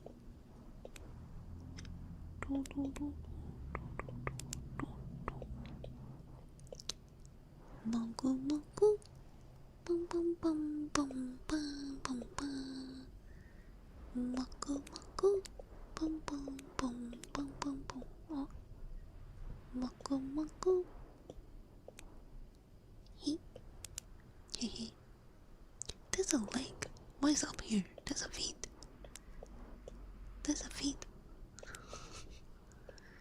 Like here. Oh, found it.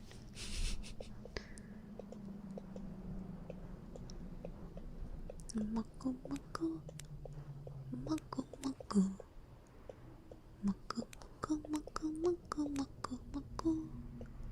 Hee. I'll find my other ankle. Actually, is the my other ankle or is it my same ankle but like different ankle? Well, I'm not rapping, guys. Oh, here. Like that. Yes, find it. Easy.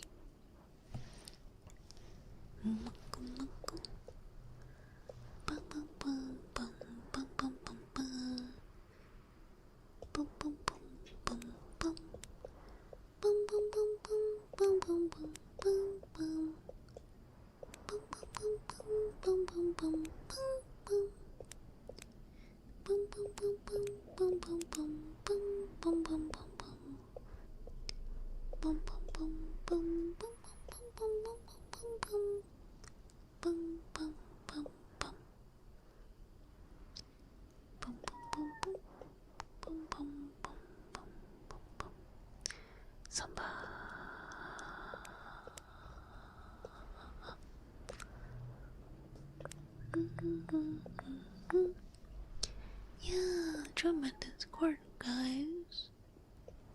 I'm sure you guys will have some fun there. We're going to have Discord games session tomorrow. If you join, it will be very, very, very appreciated. It's gonna be chat box, so it's easier to join and start and play anything. Samba? Fine, I'm gonna kick you out, Samba. You're not gonna be in the same room, Samba. Samba.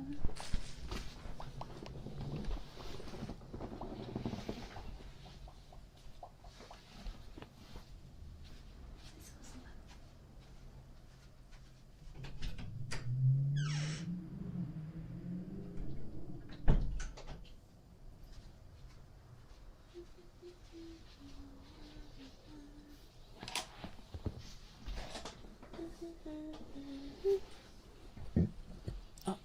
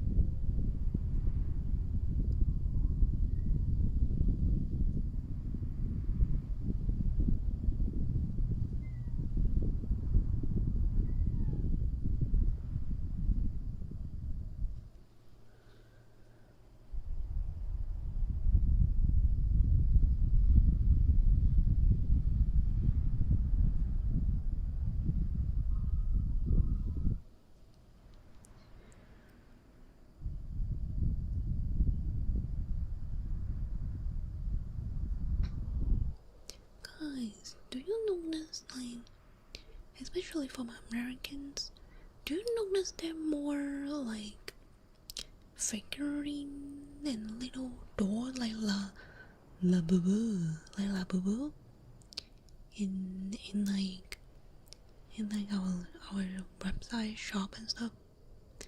I swear to God, I see more stuff like that, like from the Pop Mart. I'm pretty sure. Making more Pop Mart stuff.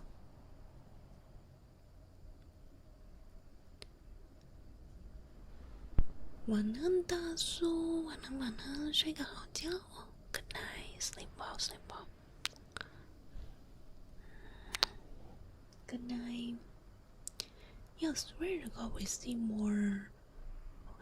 more Pop Mart figurine things selling on the American store now.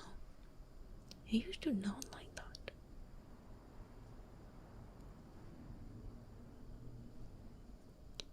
It used to not have that many like merge looking stuff or like collective stuff. But now it's so much.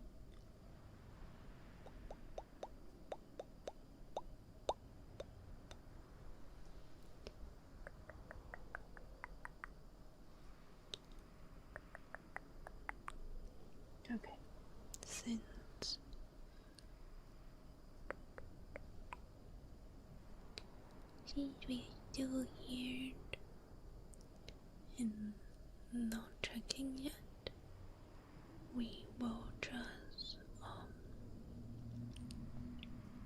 continue reading another one then. Maybe not in whisper style, maybe in this audio then, in this normal volume. So it sounds a bit more clear, I guess.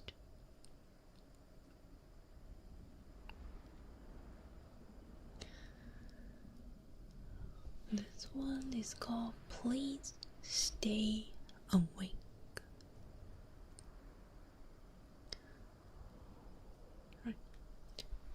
A dark, cold, and airy. Those are the only words I can come up with to describe the house in which I have lived with my family for a majority of my life.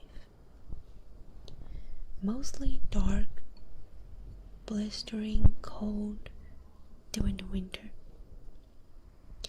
and always airy. Sometimes there would be strange noise coming from the cellar too. It often gave me the creeps, though I would never admit that to my mother. I figured I was too old to let some silly noise scare me. Anyway, I've been trying to act like the man of the house ever since my dad left when I was 7. I'd always hoped I would never turn out like my father, whom I hate with a burning passion. As far as it goes, I suppose I'd better just leave it at that. Ouch. Sorry. Trying to wrap this around the mic. Okay. That was good.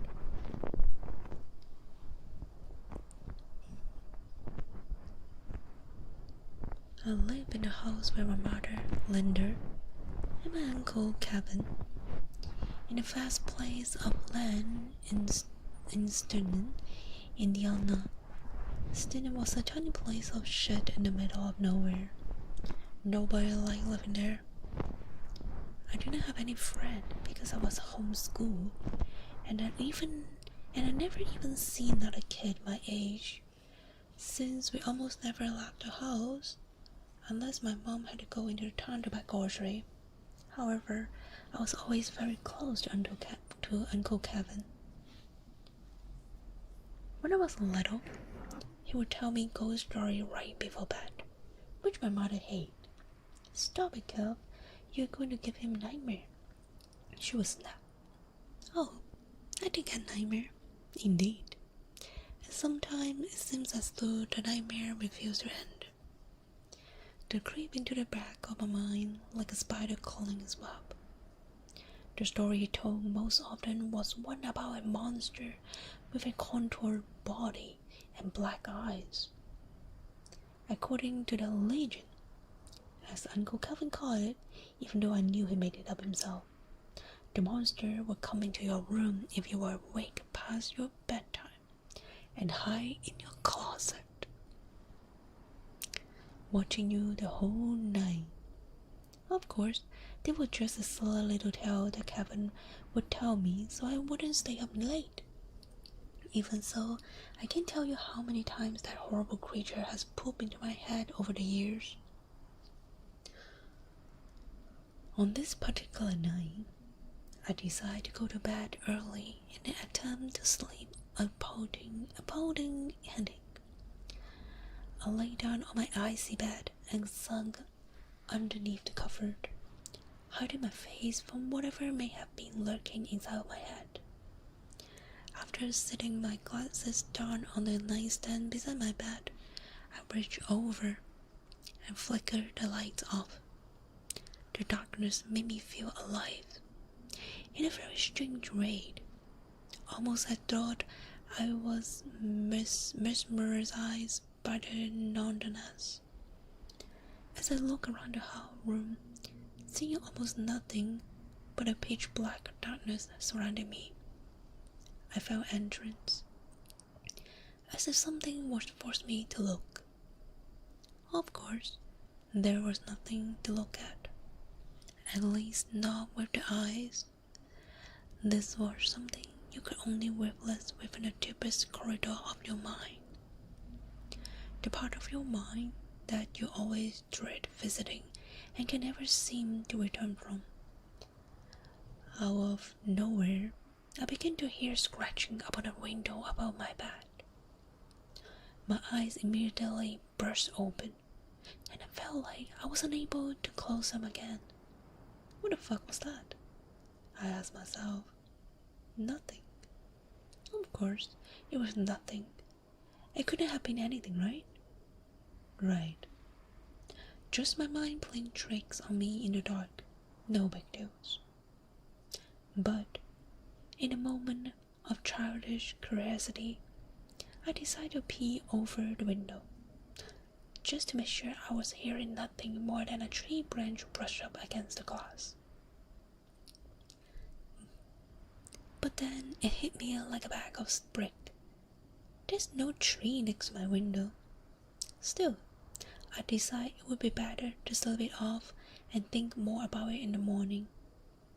It was probably all in my head. It had to be. I found it unusually difficult to fall asleep that night, as if somebody or something was trying to keep me up. I woke up the next morning with the sun still locking my brain. It had to have been coming from somewhere, but where? Shit, I have no idea. But I remember the cellar. I built up as much courage as I could muster and slowly crept down into the abyss. Jesus, I hadn't been down there for a year. Maybe longer. I had almost forgotten what it looked like. Nothing but clouds of cobwebs and stack of cardboard boxes shoved against the wall. I wrestled through a couple of boxes until I stumbled upon a picture I drew when I was a child. It was a sketch of a ghost-squid creature. It definitely wasn't a human. This thing barely even had a face, just a dark black eyes and no mouth. Its body was tall and thin. It was contoured in a shape that I had never even seen before. The more I looked at the drawing, the more I was reminded of that story my uncle used to tell me. Your message failed to send? Oh, Viper, you can send it now. Now the joke isn't good. You know what joke I want to make? Since it's October, the end of October, I think that's Santa.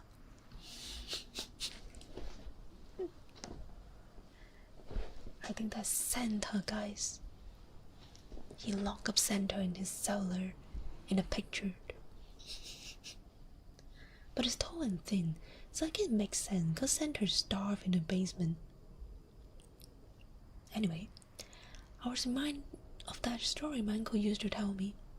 It appeared to be raining above the creature, and towards the bottom of the paper I have scribbled, "Please stay awake," in giant letters. I didn't know what the hell that was supposed to mean, but I folded up the paper and stuffed it in my pocket. I quickly made my way up the staircase into the kitchen and went about my day as usual. Keeping the drawing in my mind, trying to remember what it meant and why I drew it in the first place. I looked outside and noticed it had begun to rain. I didn't want to think about the creature any longer, so I walked into my dimly lit room and plopped onto my bed. I fell asleep before I even knew it. When I awoke, it was exactly 3 a.m. The night was colder and darker than usual. The farm was soaked with rain from early in the evening. The moon was full and radiant. It almost didn't look real. For an instant, I glanced out of my bedroom window and I could swear I saw something walking quickly through the yard. When it spotted me, it slunk back a tree, as if it were trying to hide from me. It looked exactly like what I had drawn when I was a child. I ran into Uncle Calvin's room and began shaking him awake. Calvin! He rubbed the rim out of his eyes. What's up, bud? It's late, he asked. Bewildered at my excitement, I looked him in his bloodshot eyes and softly said, I saw someone in the yard. Kevin looked at me with hesitation. No, you probably just saw animals. Get back to bed. I knew what I saw. There was no human. There was no animals. Get back to bed? Wait. Or at least not one that I had ever seen. Not even in my worst fucking nightmares. I knew I couldn't tell him exactly what I saw, as he would never believe me. No, Kevin, it was not an animal. Please, it was a man. I mean, I think. Look, just please go on and check. Uncle Kevin leaped up and grabbed his shotgun from under the bed. Alright, come on, show me where it is. Let's try not to wake your mom. I was scared to fuck her off. We ran outside and pointed to the tree. I whispered to Kevin. I saw him go behind that tree. My uncle bravely walked up to the tree and peered over it. Nothing. He searched the entire farm for, well, over half an hour, but he never found anyone or anything. Let's go back in, bud. There's no one out here. Keep the door locked tonight. He was wrong. I knew there was something out there. I clawed into bed and threw the cover over my face. I could hear the blistering wind coming from outside. It pierced my ear with a whistle that I thought only dogs could detect. Suddenly, I heard a tapping sounds upon my window. The sounds grew louder with each tap. I tightened the blankets around my body. The taps slowly turned into knocks. Louder and faster. The knocks turned into bangs.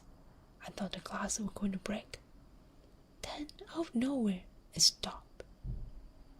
No more taps, no more knocks, no more bangs, no more wind. I was relieved. Suddenly, I heard a low, chilling voice in my ear. Please stay awake. It couldn't be. No, it couldn't be. I ran into the hallway, ready to make my way to my mother's room. When I saw it, whatever it was, I still don't know. It was holding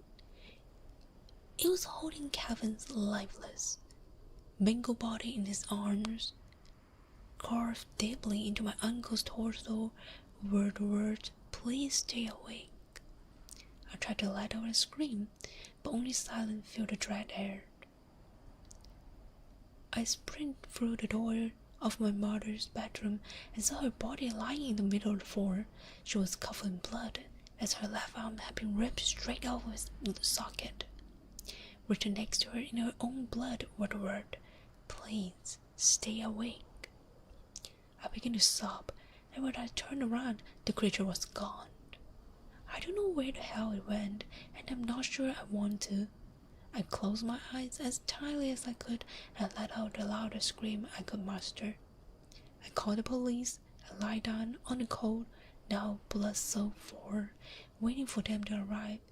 It felt like hours. Finally, the police showed up and found me in the fatal position next to my mother's corpse. I told them everything I saw. I showed them my drawing. I told them about the taps, the knot, the bangs. I told them what I'd seen outside. But of course, they wouldn't hear a word of it. Why would they? All they could see was a lonely kid hover over his dead mother. Her body covered my clothes almost as much as it covered the floor. Her blood covered my clothes almost as much as it covered the floor. It's cold in this cell. It's dark and alone and lonely. The silence is the only saving grace. Constant, peaceful, silent. Tonight, it's raining outside. It's colder, darker, and wetter than ever. But unfortunately, I'm gonna stop writing now. I just heard a tap on my window. Well,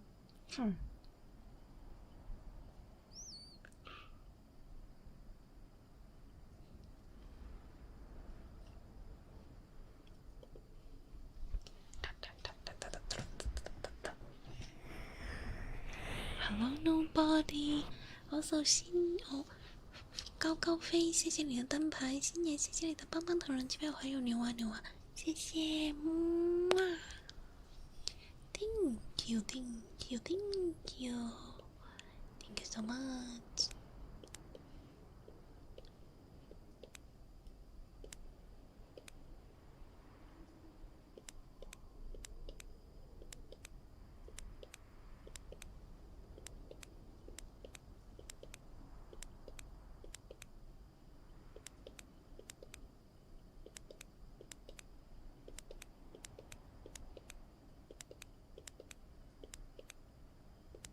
Oh, there then. Top. Well, yeah. I guess Uncle Kevin didn't actually shoot that monster. Unfortunately. Oh, organize. Yippee. Oh, that looks familiar. I know this one.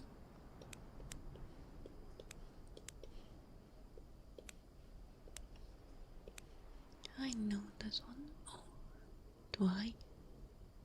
Actually, I don't recognize it now. Oh, no, I do recognize it. Hey.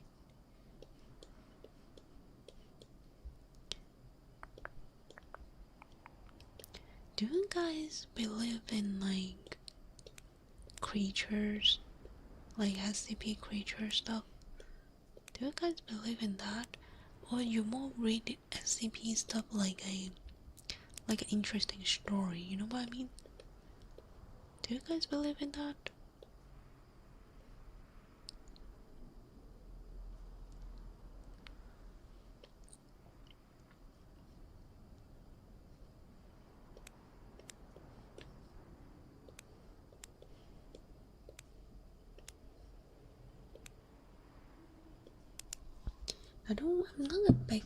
I'm not a big believer in that. I actually not know much entity, if I want to say so myself. So, yeah, I don't know if I believe it or not, actually.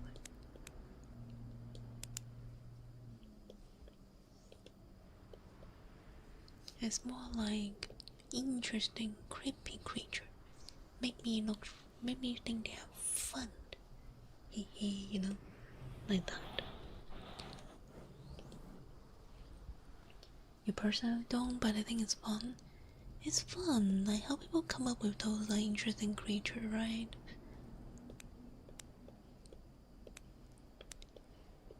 I like Ryan is not in the ASMR stream, but then he knows we're doing puzzle. Or is he? Does he not? Maybe he's here, who knows?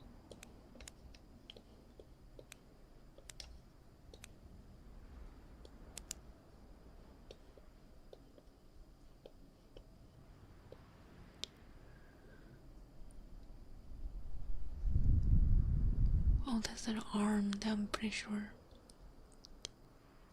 Could just sense a puzzle was being done. Where? Where is done?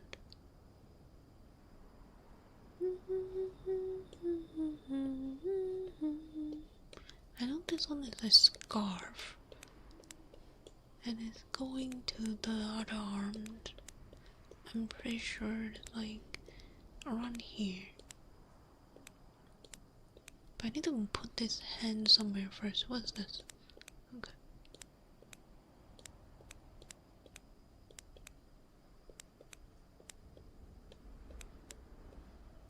So it is here.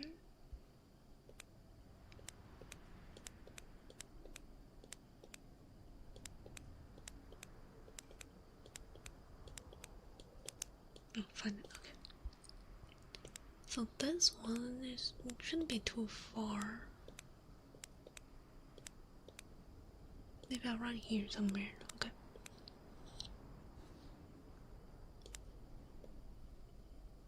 And that looked like a sleeve. Found it. Oh my god, guys. You guys, really?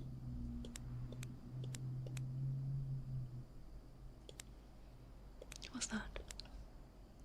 That looks like another sleeve. Pretty sure it's a sleeve. Yeah, found it. There.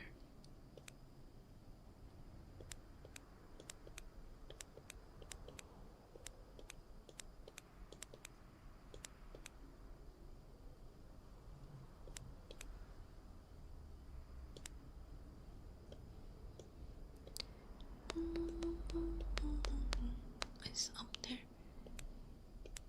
That is another sleeve. There.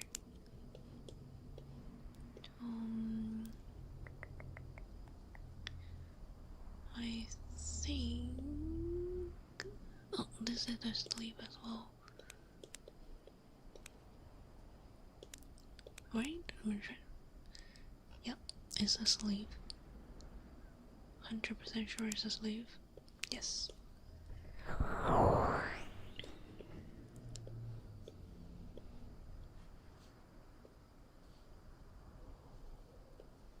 Okay. Oh, is that pattern? No, that's not. If you see like a spare looking pattern, that's my sleeve, the upper sleeve.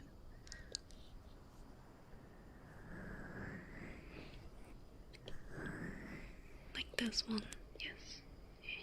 That's another sleeve. The part of the sleeve.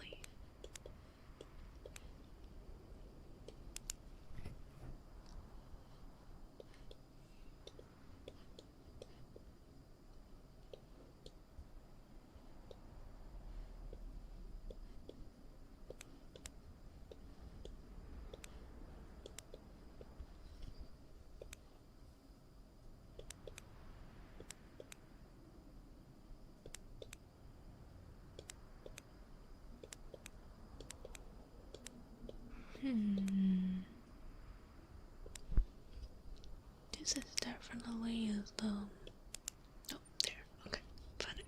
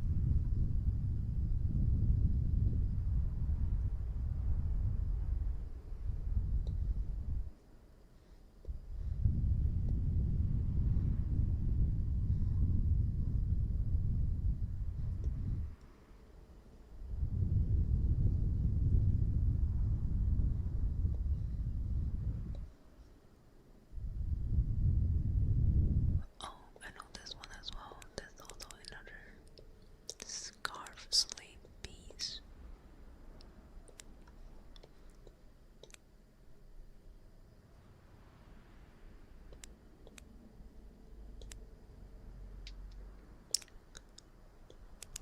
Oh, so this should be higher then. No. Could be not.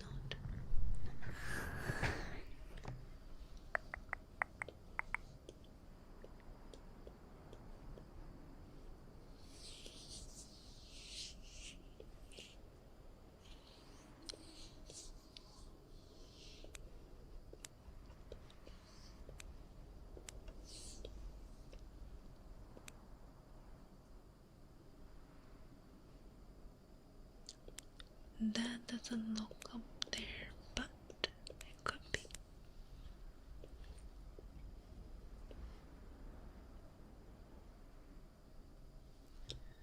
Hello, hello, taco.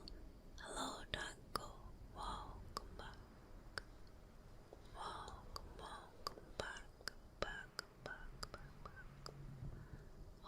you are doing great.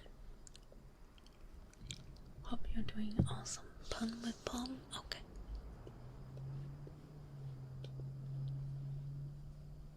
Let me check a bit over here.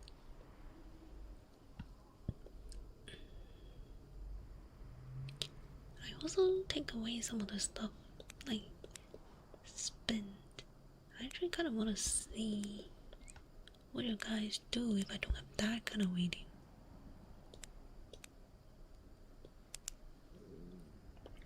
Taco, we have so many taco in Czech. There's so many.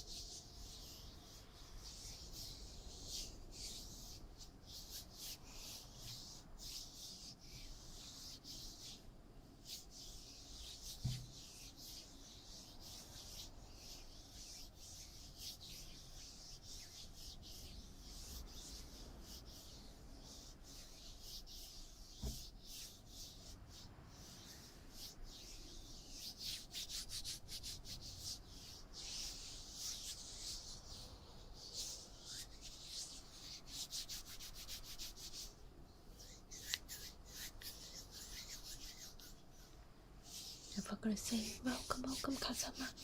Welcome back.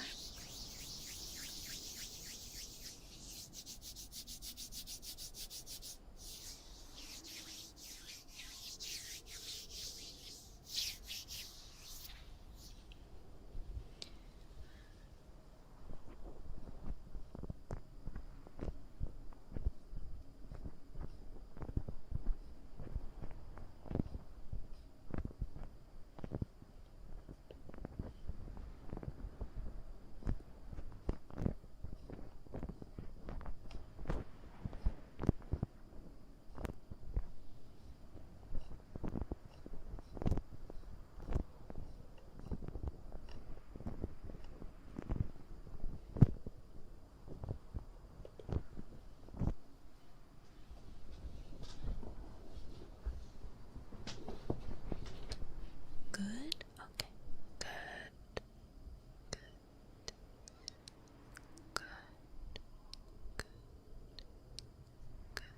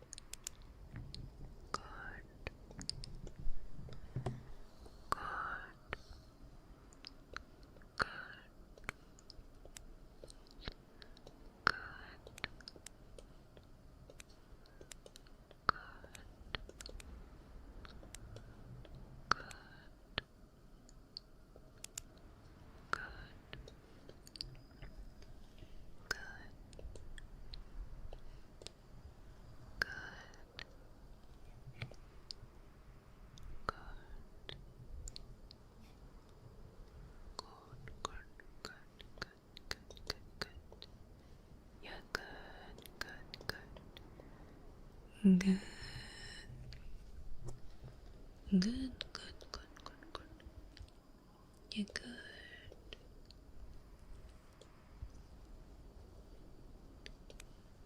You are good.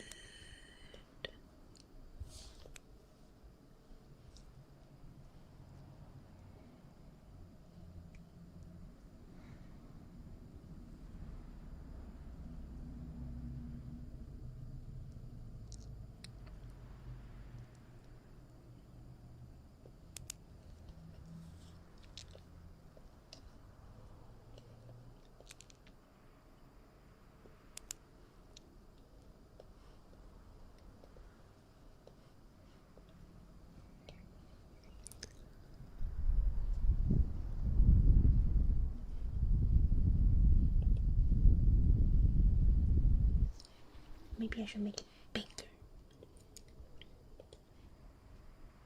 Easier for me, easier for you guys. Like that.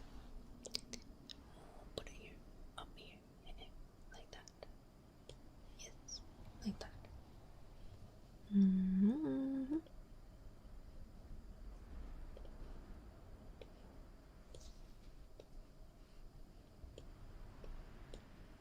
I think that's a sleeve.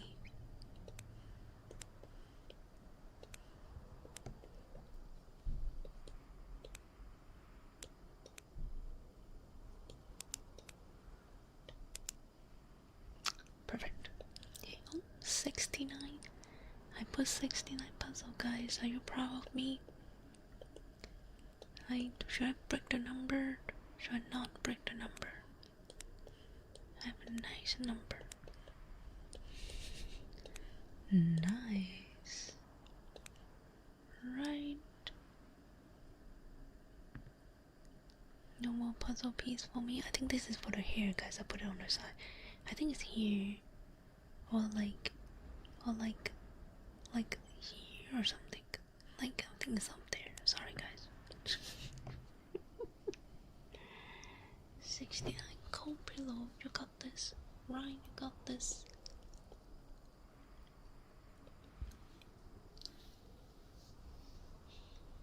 If not, that will be for the. If it's not up there, it's for the big piece. What could be for?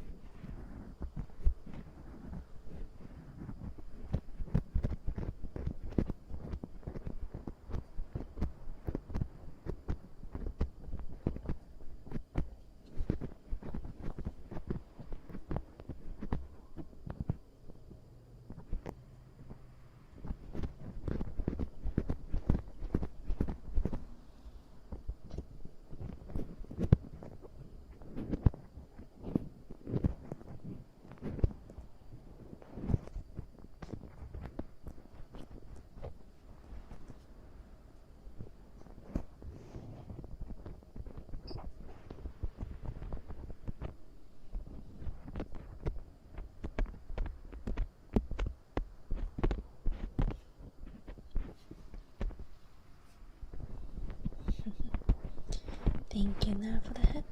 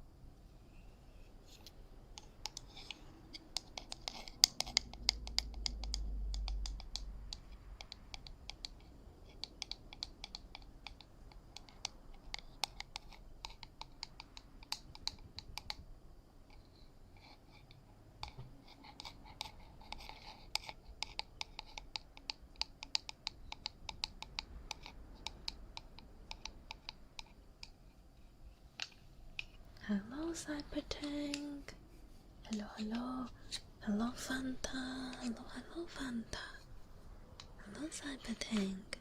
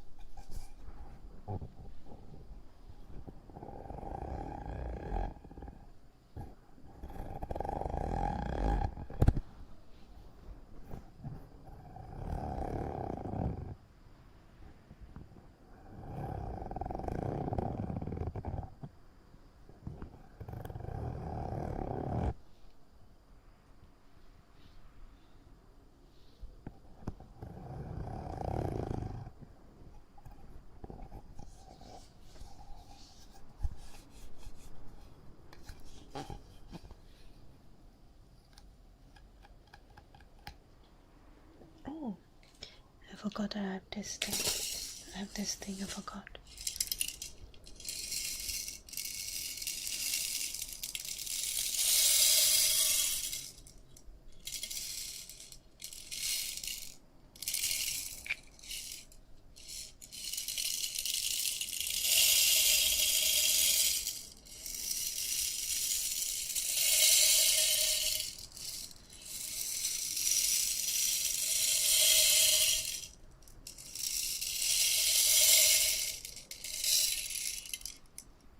Which I don't know, I never find it like, sounds nice.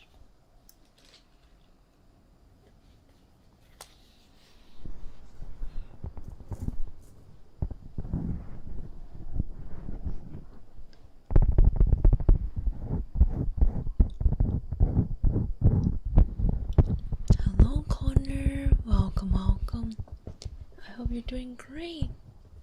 Hope you're doing awesome, Connor.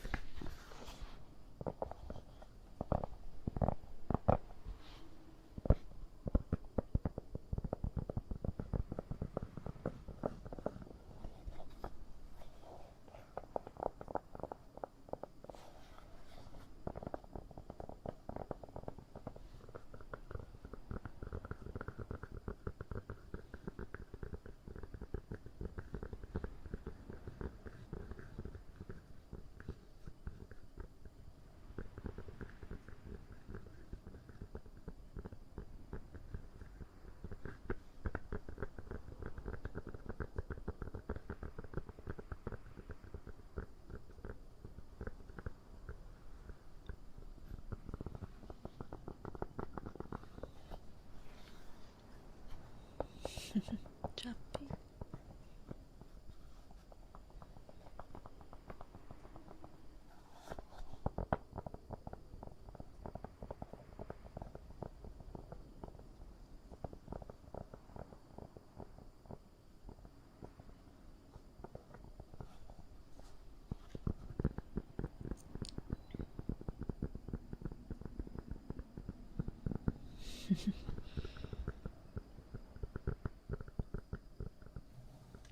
You're gonna pray, Choppy.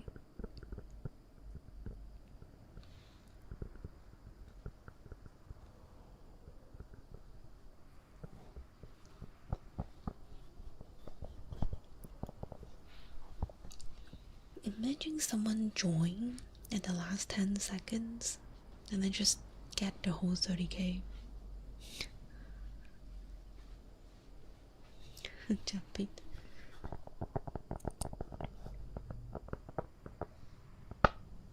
Taco Love Master, as you should.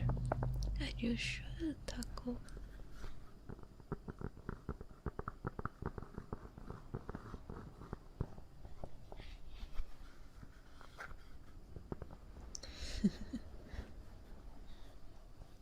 Guys, I have a question.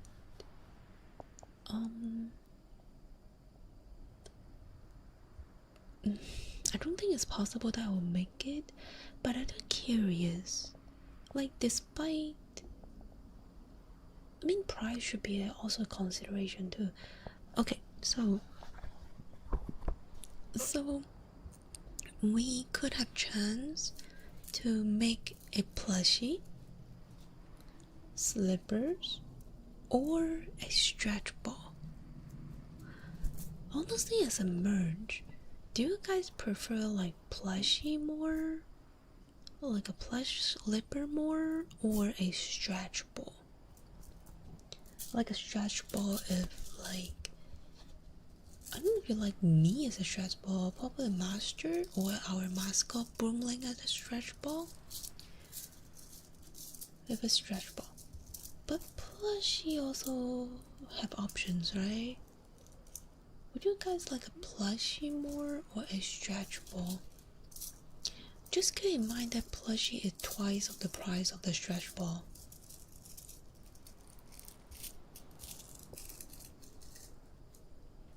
The price is a consideration. Yeah. Hello, Mao. Hello, hello. Welcome, welcome back, Mao. Welcome back. So, Tappy say plushie. Anyone else? Anyone want to input?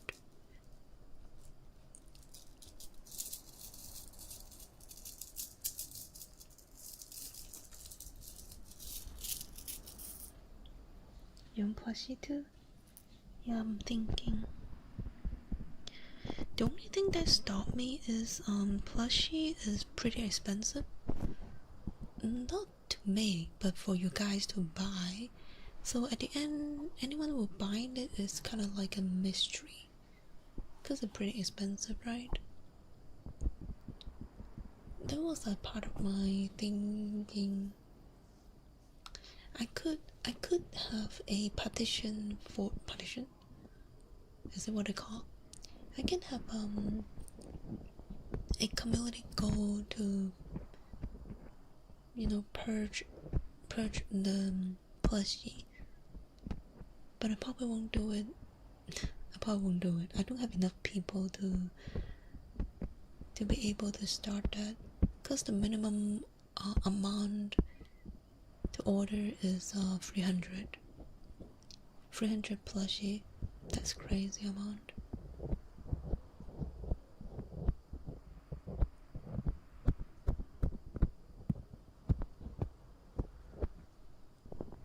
Yeah, we need 300 order, which, you know, like I don't even have like 300 viewers. So probably not at all. Maybe we're not able to do it, but I do want to know what people prefer, you know what I mean? So we can set that as a goal.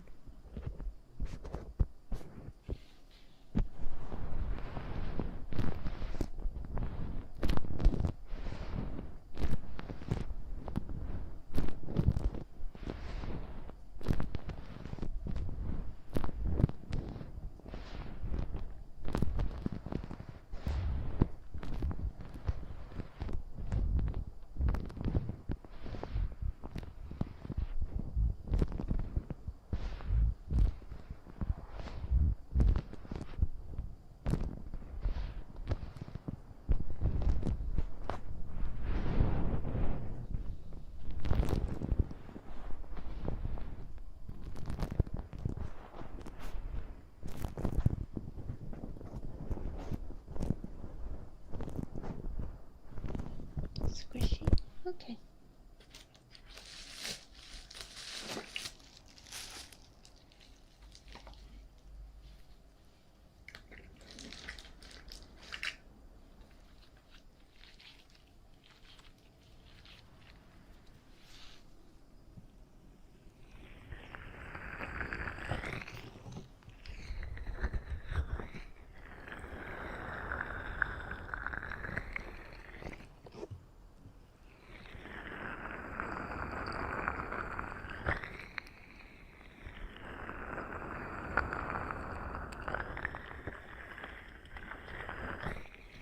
无所谓，谢谢你的铃铛啊，么么，Hello，刘子。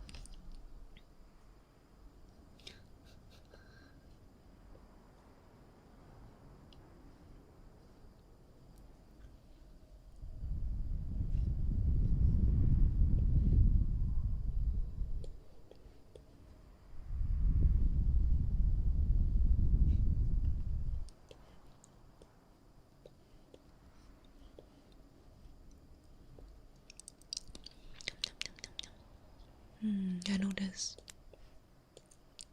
I know this one. I think, yes. Destroy my 69 streak. I know this one. I think.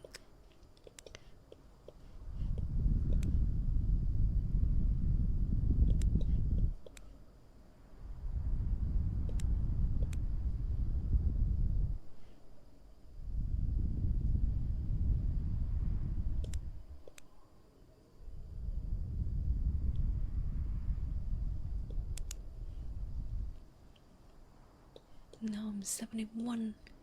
I could at least get to 77.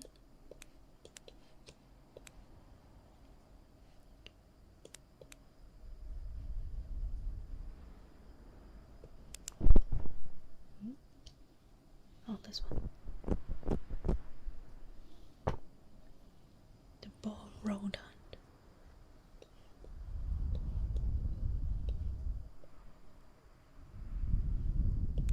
I think I know this one too. Let me try this.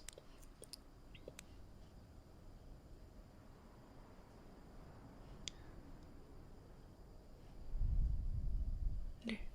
Hehe. It's just Mama, I think that's a scarf. It's like here.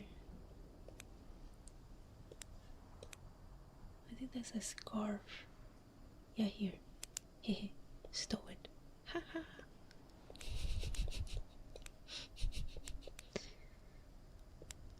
I think this one too. This one is a scarf for sure. Around here somewhere.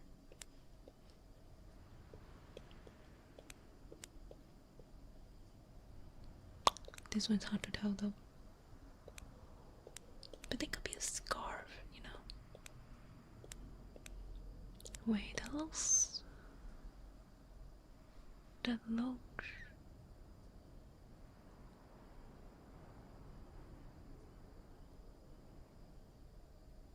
No, that's not. Okay. I was like, that looks like... Up there.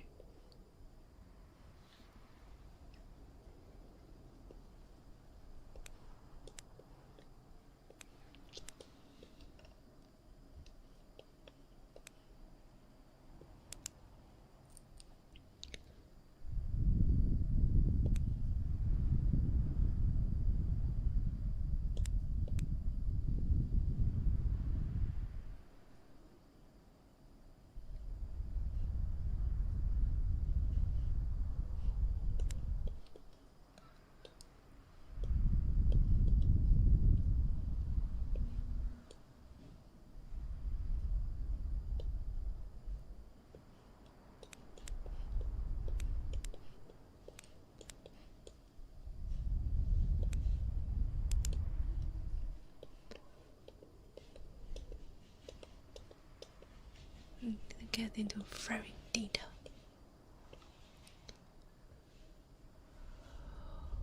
Oh, I know this one. Ouch.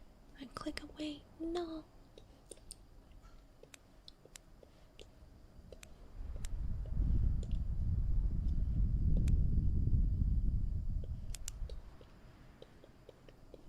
Come on, guys. We got this.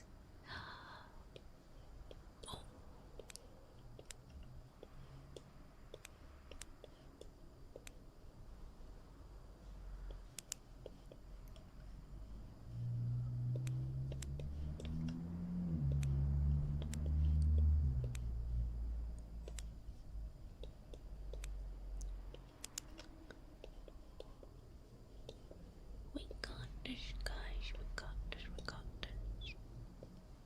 I'm pretty sure it is in the middle as well, but like somewhere.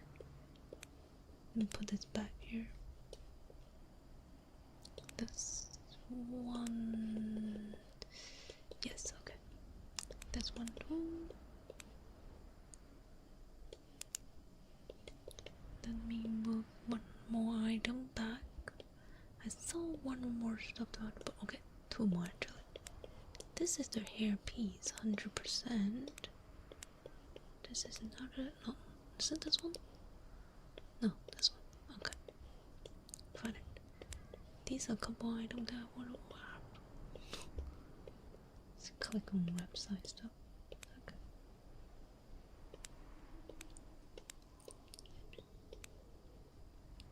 Here. Okay. So this looks like here to me. It could be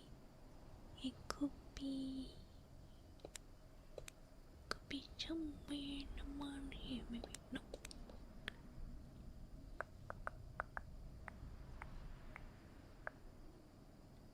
There. Okay. That does. What is that? Oh,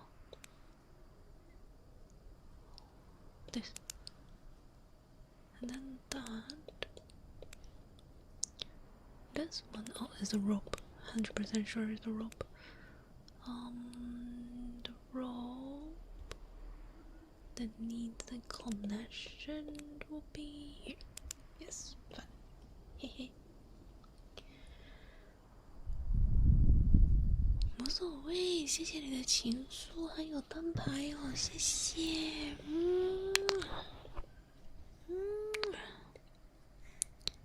And then we don't find something that's prominent, so it's this one. This is for the scarf.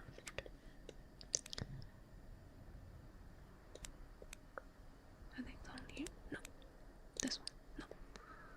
Wait, that's this one, right? Scarf. There. Okay. And then let's find. There's another one that I find is a scarf.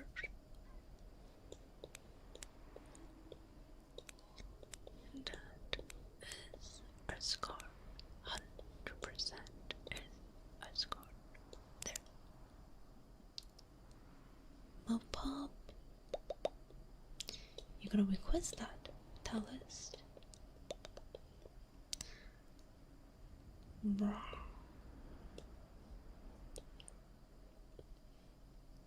What is this one?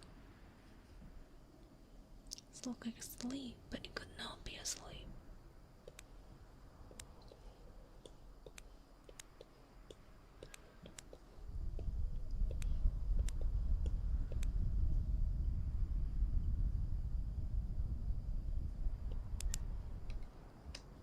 Hello, Picardo. Welcome back, Picardo. Hope you're doing awesome.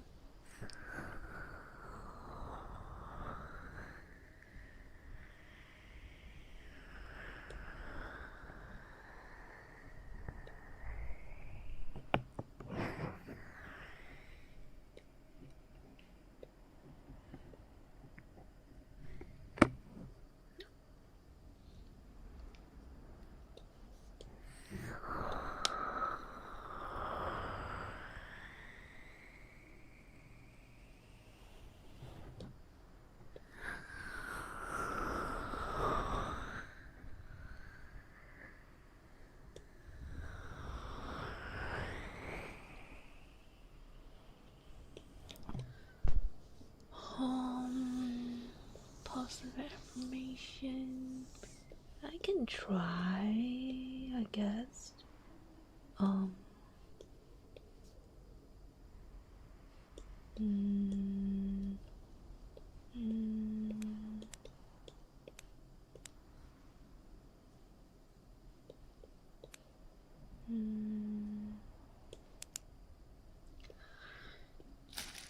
me think of something.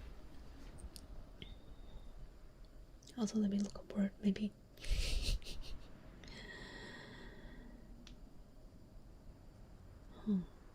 That's why I never use, like, I never put positive affirmation. You don't drive a lot of positive affirmation?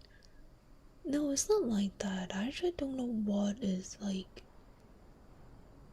what is a positive affirmation? You know what I mean? I don't want to be something like, oh, you're a good boy, you're doing good. I don't want to just do that.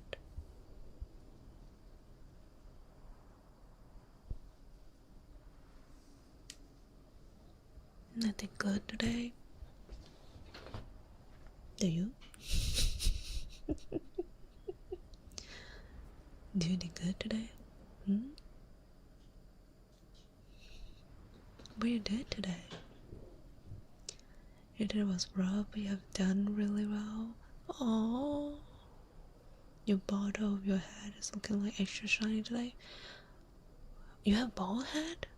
Check on your bald head. You're bad? Ooh, penguin, you're bad.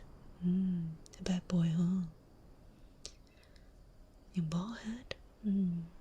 Check on. I'll look up something now. Check on.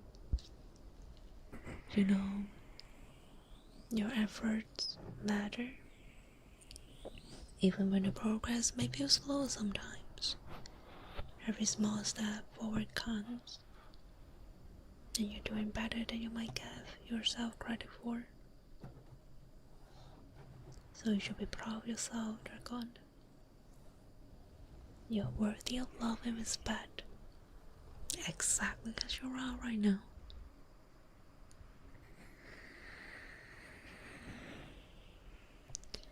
It's okay to have difficult days. They don't define your worth or erase your strength. You're doing awesome. You almost choked on your ice cream for what, Norah? Did I call you bad? Or did I call people bad? You bad boy. Something like that.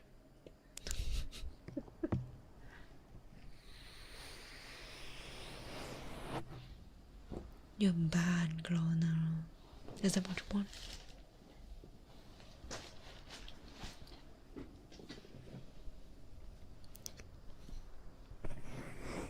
It's alright, guys. It's okay. It's alright. Just sometimes you just need to hold a little bit longer and things will turn good. Give yourself a bit more confidence, honestly.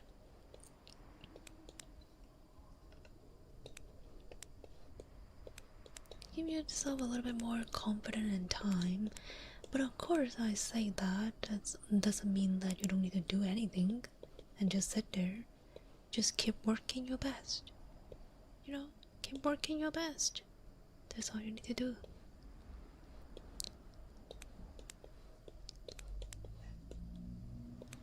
And it will be awesome, I promise. It'll be alright. Oh my god, my face finally is there. Wow.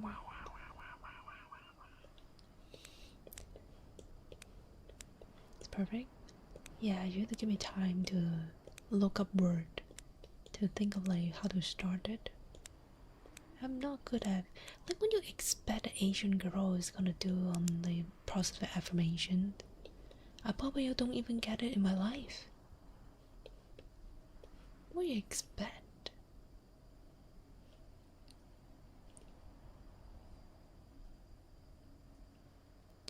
Oh, was that a? Oh, what's the peace word? It looks like so family. I'm an Asian. You can't forget that. Okay. I'm an Asian from an Asian family. And I'm an immigrant still, so we don't have positive affirmation it's not a thing. We don't believe in positive affirmation. Hi Goose, welcome back, Goose. Welcome back. You know how some people they're like, oh, you shouldn't give us the stereotype. That's a typical like Asian stereotype is bad. But I'm like,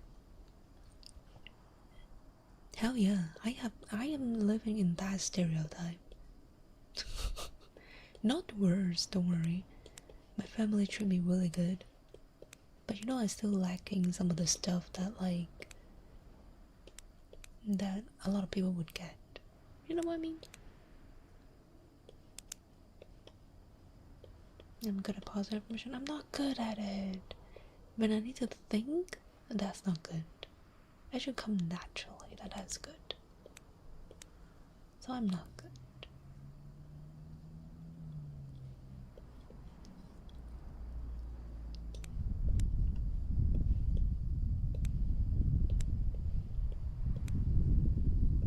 Oh yeah, I'm not a stereotype. I am for sure as the one. Stereotype Vtuber? What is stereotype Vtuber? What's that mean? What does that mean?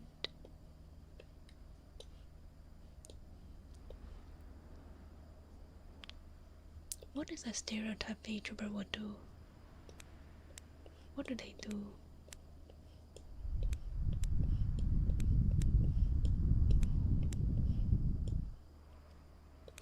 Am I a stereotype Vtuber?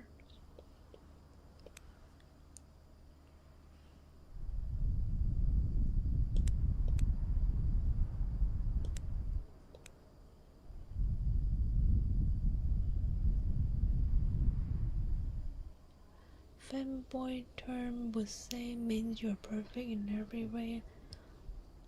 I don't get it. Hello, Bunny. Welcome, welcome, Bunny. Welcome, welcome back. Hope you're doing great, Bunny. Hope you're doing awesome.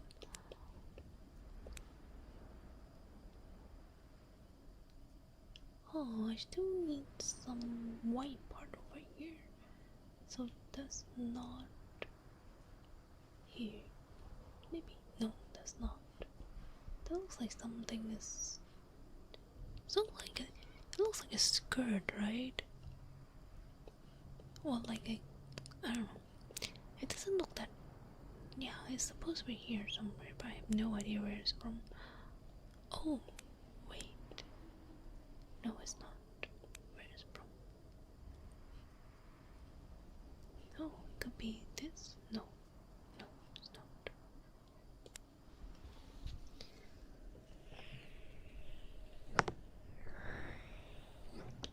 Would you ever go something like that TwitchCon or Twitch birthday? I never quite get why you would go to something like that. I will not go. At least not the one in the US. I was kind of tempted to go to Offkai, but it's not too far from driving. But I don't think I will able to drive there because currently my car insurance is under my brother's name. I don't have my name on my car, so I'm not able to drive. So I have to beg my brother to drive me there, which is very difficult, you know. I'm not like 14 years old anymore, so my brother's not going to do that. So I don't think I will go to Offkai because last time because of that I'm not going to Offkai. Yeah, he's 6 years older than me too, and he has a family. He don't even go out much with his family either, so I don't think I can go. I can ask him to go like drive me there.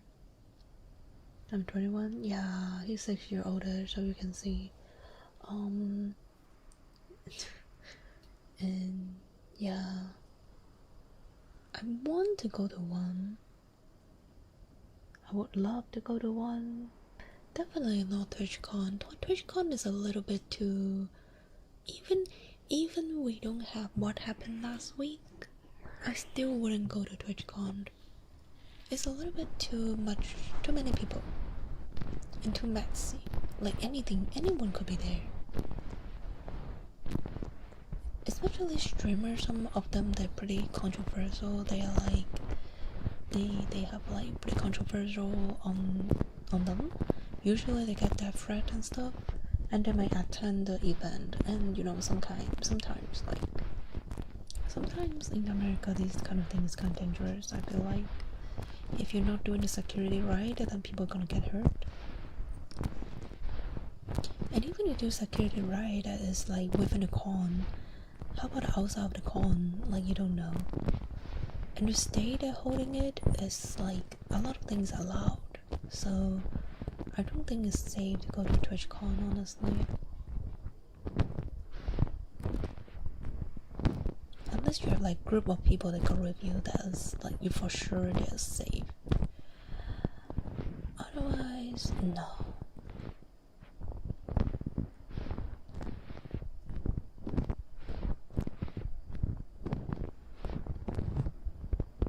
Hello Mashiro, welcome Mashiro, welcome back. Since you made the refrigerators and that seems to break the immersion. Wouldn't hang cam also break the immersion? You know what I mean, Jagon? It remind me a kind of like a little bit different that I experienced when I start streaming on Billy. Is that a lot of Chinese netizens, I think the Western world as well, that they don't want to break the immersion because they're so used to the big crapple company, how they do, like the Hollow and Niji. So they expect you to wear glove, like the cover if you really want to do hand cam. But there's also some people they don't want to They don't want to see you doing hand cam at all. Like, at all. They don't want to know you have hand. You're a human. They don't want to know that. Which kind of makes sense from the origin in Japan. From the origin, they pretty much, they don't even do hand cam at all. Like, they don't even wear gloves, like anything. Like, just no hand cam. If they hand cam, they don't show their hands. So that's how the immersion thing it is. Yeah. I don't know, that's why I'm confused. Like, when you go to con, you're gonna hide your identity because you're scared of doxing. I don't think that's gonna break immersion, Jagon, because unless you're gonna do meet and greet. But if you're not doing meet and greet, you just go there secretly, or like just say like, oh hey, I go there, and that's it. Like, you don't even use your Vtuber name to attend the event. I don't think that is the immersion break, you know? Because basically you wouldn't find me. You wouldn't be able to find me if I use my old account. Not even that Larkspur. It's an old account, you don't even know I'm there. Right? That's fine. I think that's okay. I don't think that break immersion. But for different culture, different need nowadays, there's a lot of people just show themselves. And VTuber is more like K-Song does. It's like, it's a form to stream for her. That's a form of streaming for her. It's not like, she's not playing a character, you know? She's herself, and that's her. And she just don't want to put on makeup. She just want to stream right away. She don't want to look good. She don't want to like look so slayed on stream. But she, you know, just put on model. She can do whatever. She don't really need to even change. You know.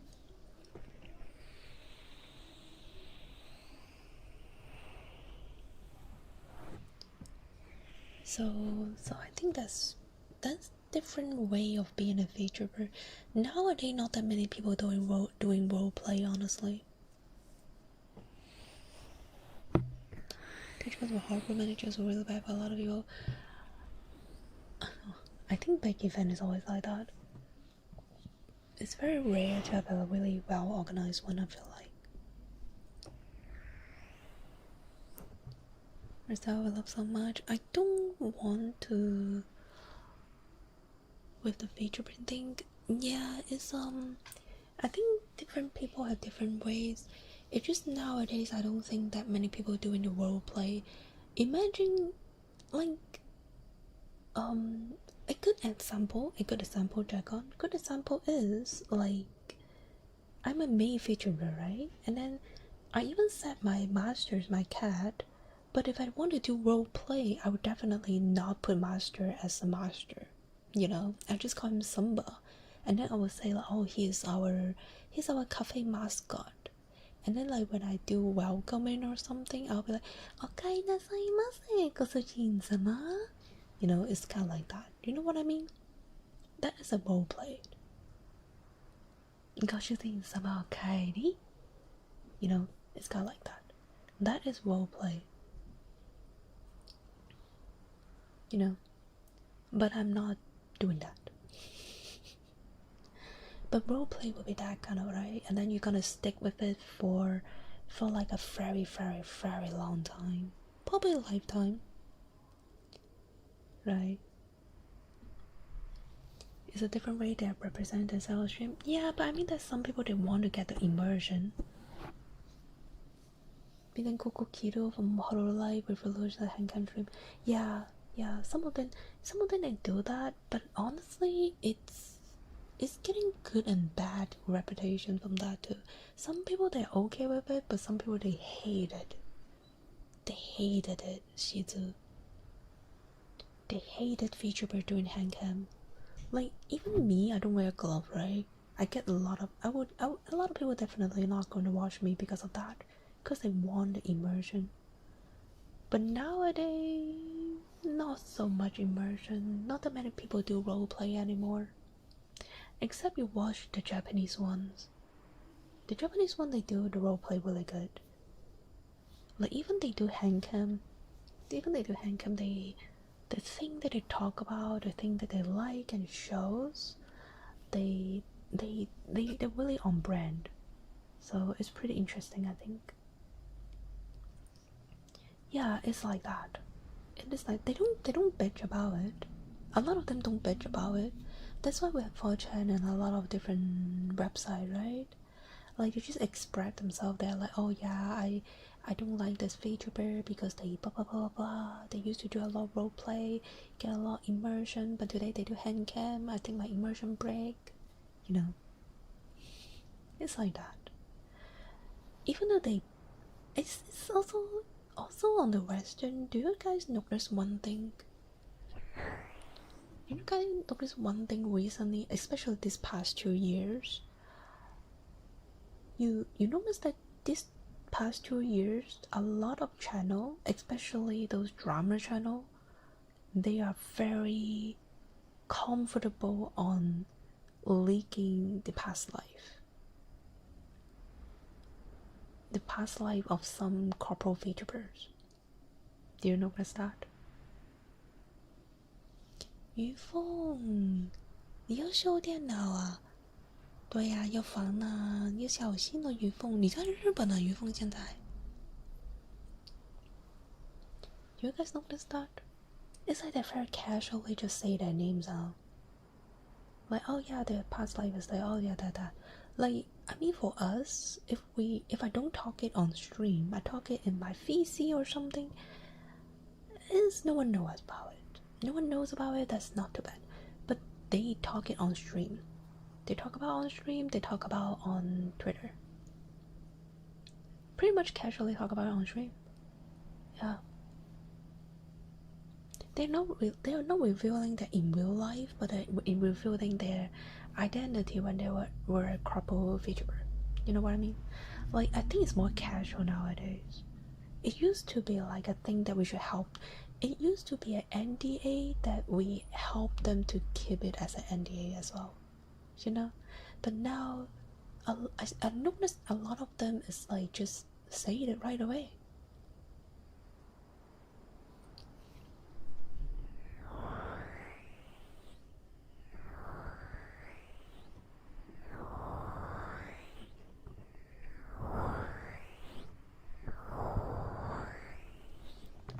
I kind of understand when some people they're like, oh yeah, warning, this person's a pedo, is a pedo, the past life is this name, that name.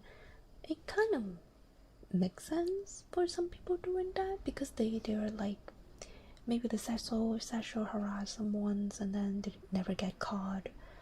That kind of makes sense. But the one that I'm saying is like, they aren't even doing anything wrong. They just graduate and go back to their original account and, you know, stuff like that.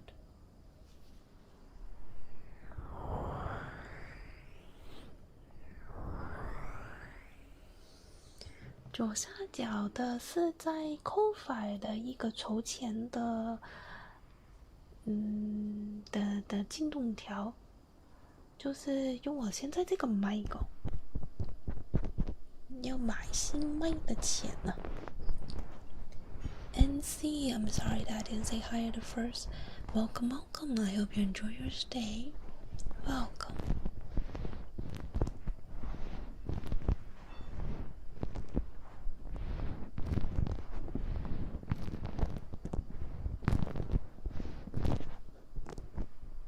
But yeah, I just noticed it get more frequent and people get more casual on like saying their past life name now. In public place, like public, I mean stream. Especially for drama's channel, I think they should be a little bit more careful as well, but yeah, whatever. It's different than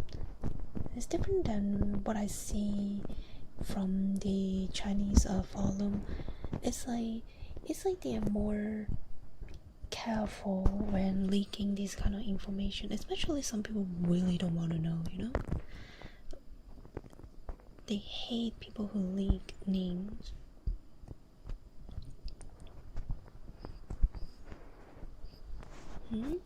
哦，刚刚是在说我们现在做 feed 跟以前有点不一样这个东西，还有外国跟亚洲那边的 Vtuber 有点不太一样。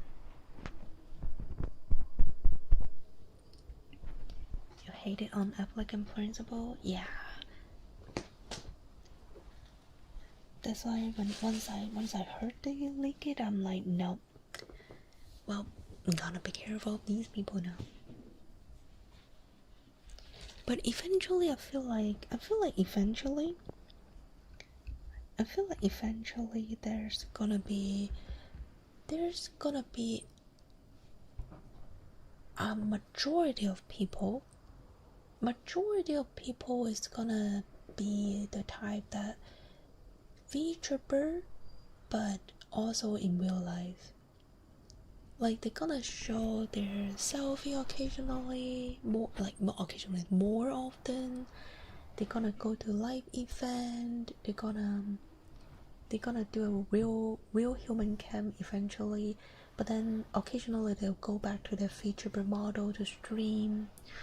I think it's more people will be like that, especially the bigger ones. I think that's more like a norm now. It's not as secretive as before. Of course, there's some people that's been more secretive, but I think it's going to be a norm in the future for the next couple years.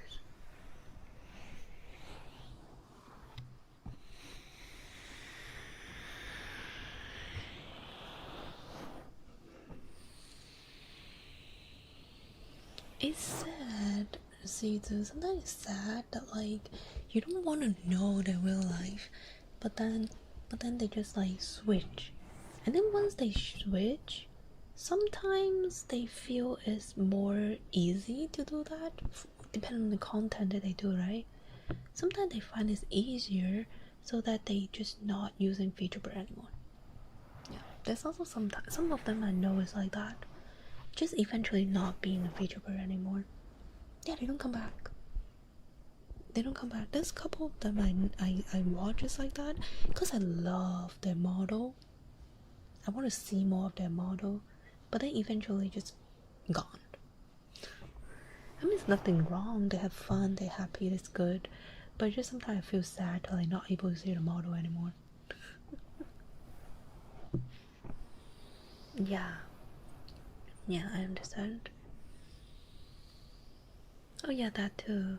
I think in that case is it's fine.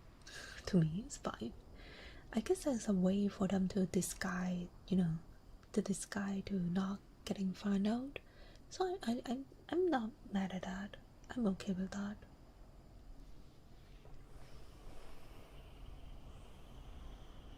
But I like when people are more open of these things. So like if they're using a voice changer to disguise their voice, or they say like they just don't want to speak, they don't want to get doxxed or something, that's fine. Just being transparent.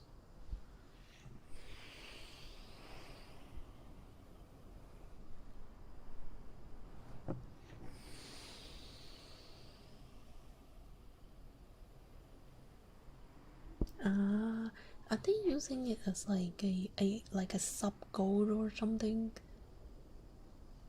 Are they doing it as a sub code, or they really like intentionally just try to make it like a troll-ish? You know what I mean? Kind of like a troll. Let me get this. I'm gonna use this one.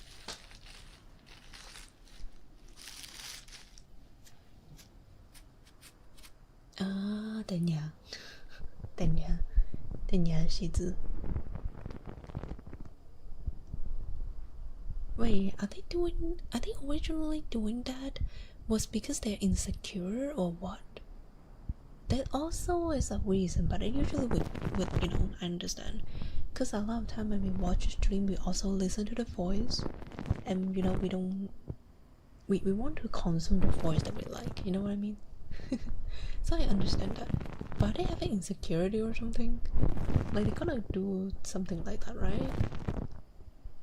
No crew? Oh no, then yeah. It's completely fair.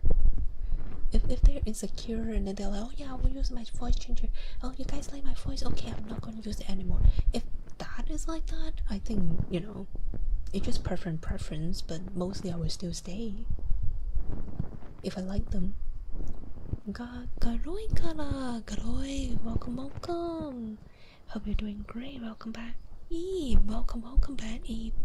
Welcome back. Hope you're doing great, Eve.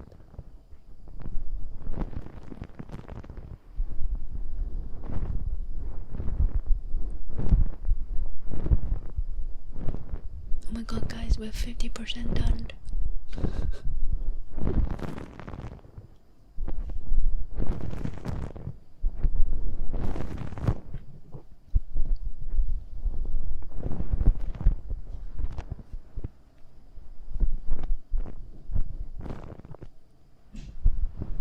Oh good, how are you?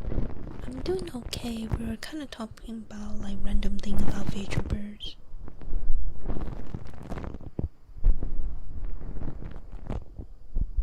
Thank you, Dragon, for bringing up the topic so I can keep chatting.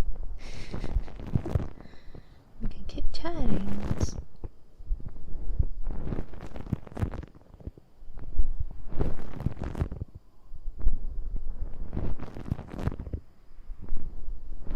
Dictator, welcome, Dictator. Hope you're doing great.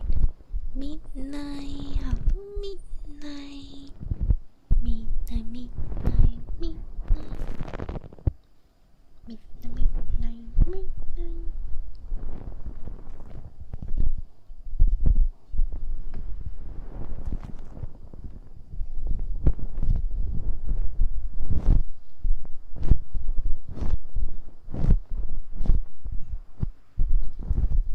But yeah, I think for me it's also, I just don't want to show myself online.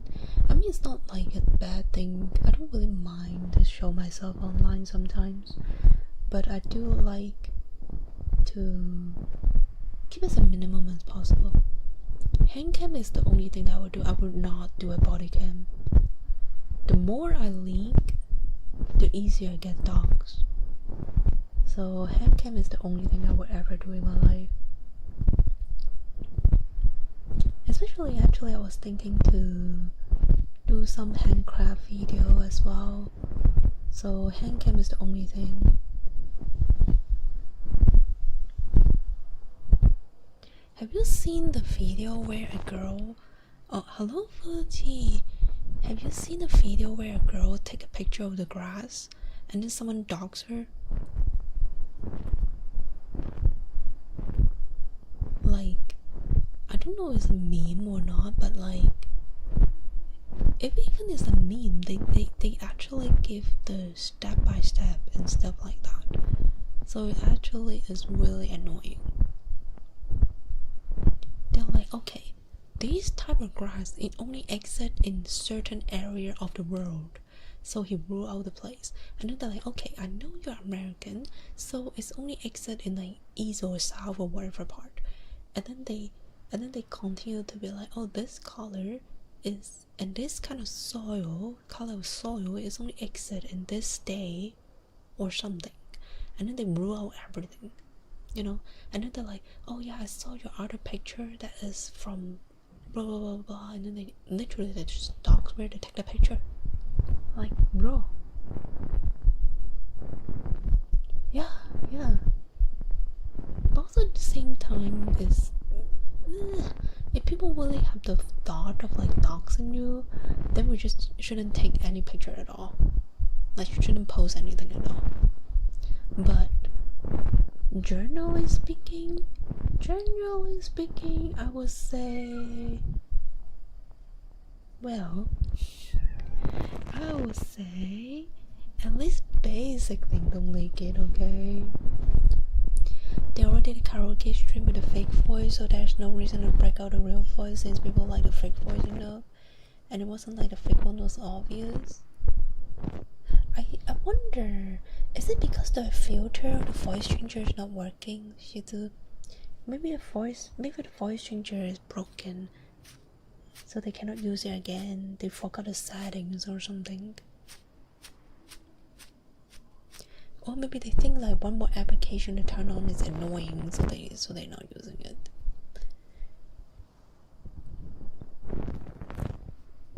Oh, it's a sub goal. That's fair. But it's just review. It's not like use it forever. I don't know. But it's like I guess it's the type that like, I don't know. I think it's the type that like, oh, you guys like my voice, so I'm continuing using it.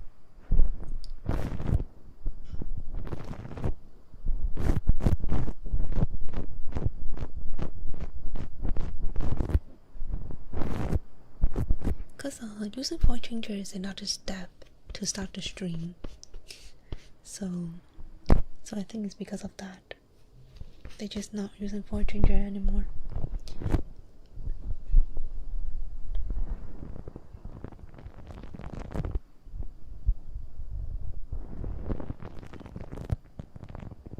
I'm sure some people express their feeling of like they want to hear the original voice. I kind of understand that. It's not about your voice prettier or not. It's more about like how I first known you. You know? How I first known you. So for example, if my voice one day suddenly change, you will feel weird too. You will feel weird, oh, and then you probably won't watch me. It doesn't matter if my voice is good or not. It's just weird.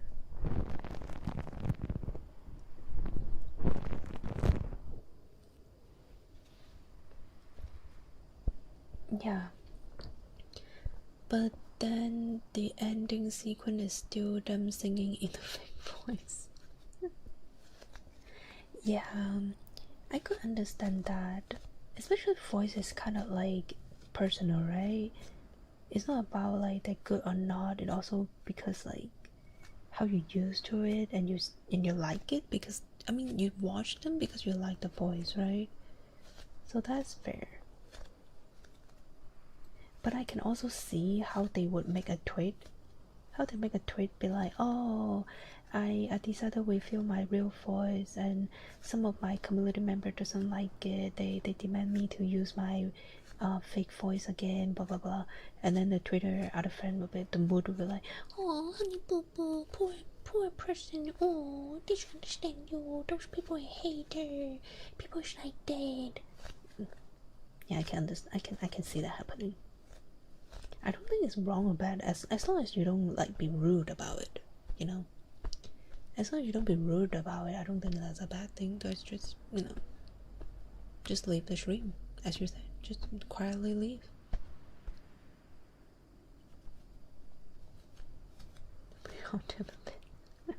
That's why we need voice changer. You know what I mean? Imagine I talk like this, right? Okay, I talk like this normally. Okay, you know my voice. I talk like this. Okay. And then suddenly I was like, okay, I change back to my voice changer off. Hello, baby girl. Hi, baby girl. How are you doing? Like, you don't like that, right? Like, hi, Shizu. How you doing today? That's my real voice. Yo. Tier 3 sub. Thank you, stupid Amino, for the tier 3 sub. Like, you don't like that. Yeah, I mean, just quietly like cross the browser is all we mature people would do, you know? So good job, Shizu, you're mature. Good job, Shizu. You're a mature person. That's great.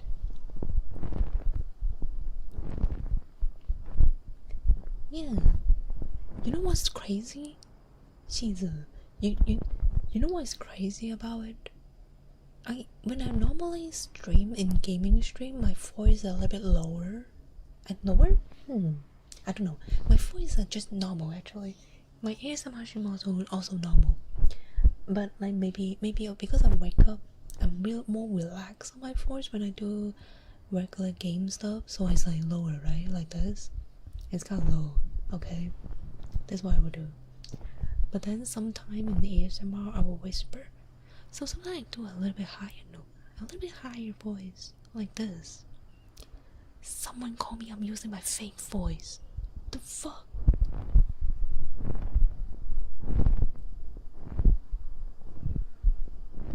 They're like, Man, you're using your fake voice to do ASMR. When you do ASMR, you're kind of like using your fake voice. I'm like, huh?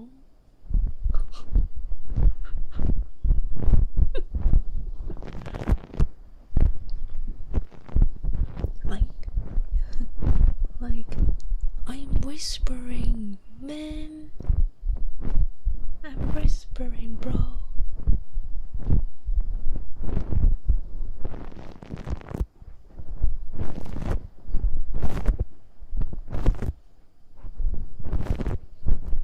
I should do this. Yo, yeah, this is my real voice, guys. Real voice with you. Hell yeah. We should do a real voice stream. Sub go here, let's go. 100 sub and I will talk in this voice forever. Yo, yeah.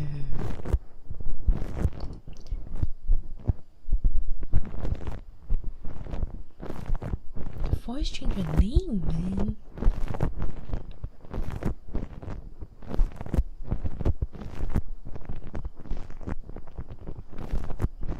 That's true though, sometimes talking that low, I forgot how to talk back up high. Hehe.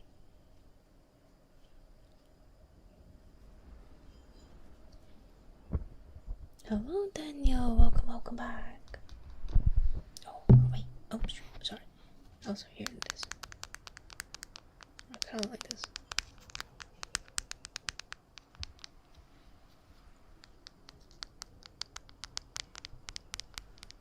I bought the wrong AA glue. This is resin. I bought the resin. It's not the super glue I want. I need to wait this to be like not work anymore and then replace it with the actual super glue.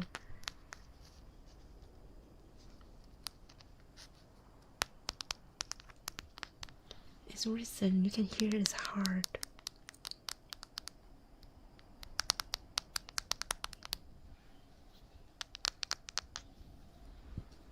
Yeah, it's fair.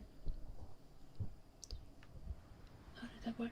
This super glue on the stretch ball, I was gonna use a super glue on the stretch ball because it bursts open. So I want to get like just some soft super glue. But when I buy it on Amazon, I buy the wrong type. They become it's the resin type.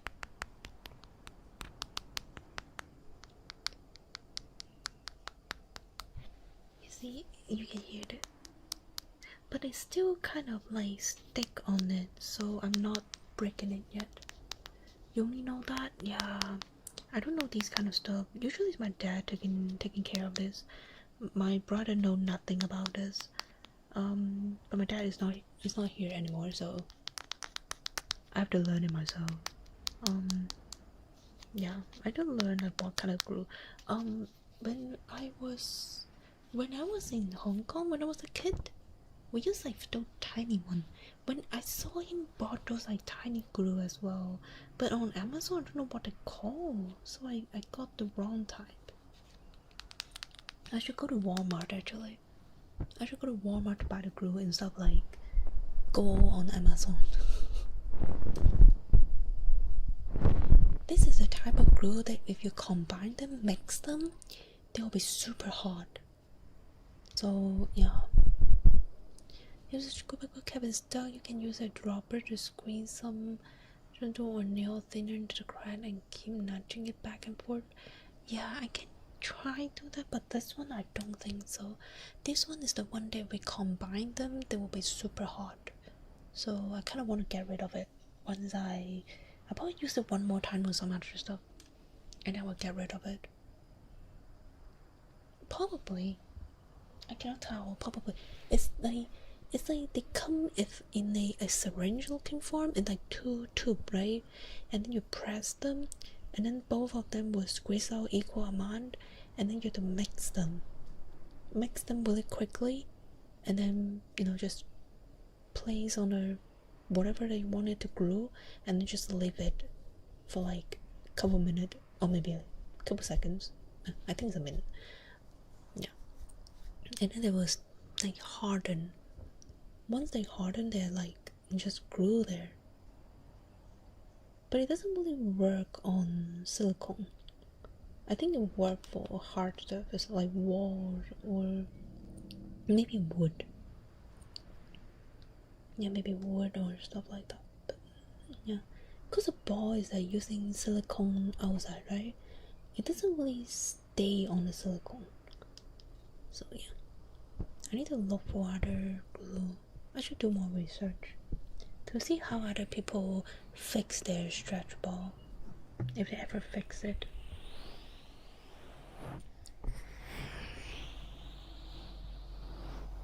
Yeah, I need one that can actually work on silicone. But the stretch ball also leaking their own mysterious stretch ball liquid. So also one is not water type, not water soluble type. We will see. I gotta look online more to do a bit more research. Because some bike try to patch it up. No, they don't work like that. Still need some glue on it. Maybe I could actually, now you talk about it. Maybe, but I don't have tire. I don't have bike tire. Oh no. Wait, my nephew get older, he cannot use a bike anymore. Cut his bike. Cut his baby bike.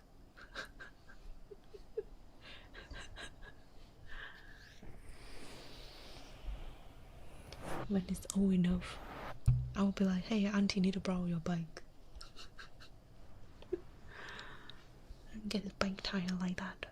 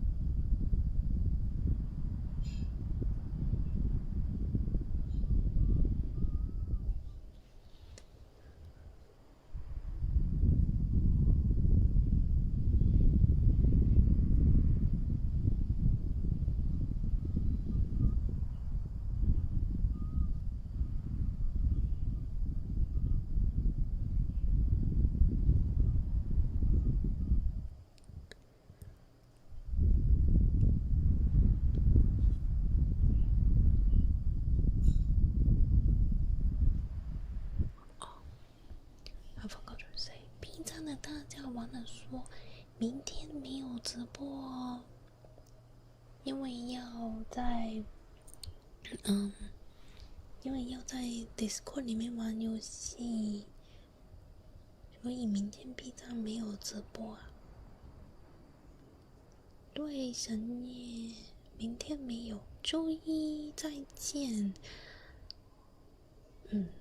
我经常也会去 QQ 那边去弄一下脸，应该会。嘿嘿嘿。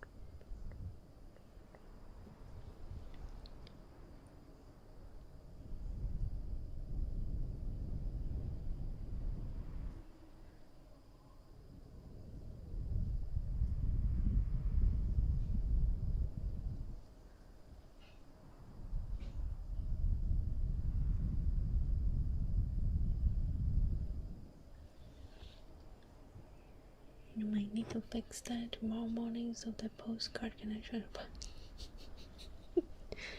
I will try to finish them. No guarantee. No guarantee, Shizu. But one day, if you see your channel point goes back up again,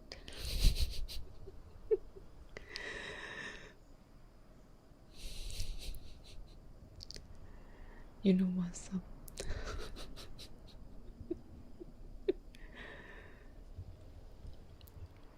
Call it overstay, no rush now. You know how long has been people waiting for it?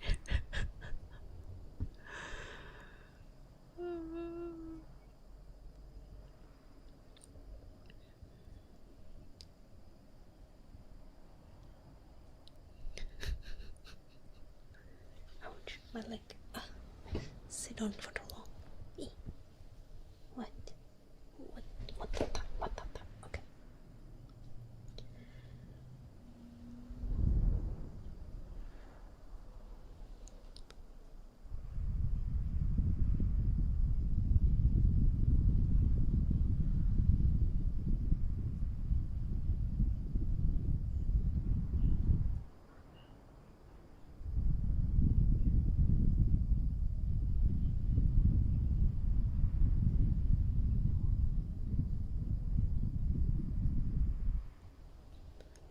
Ball? Bubble, you think I'm scared of ball? Look at me, my head covered. Wait. Oh, hello, nobody. Good night, nobody. Wow, come on. I good.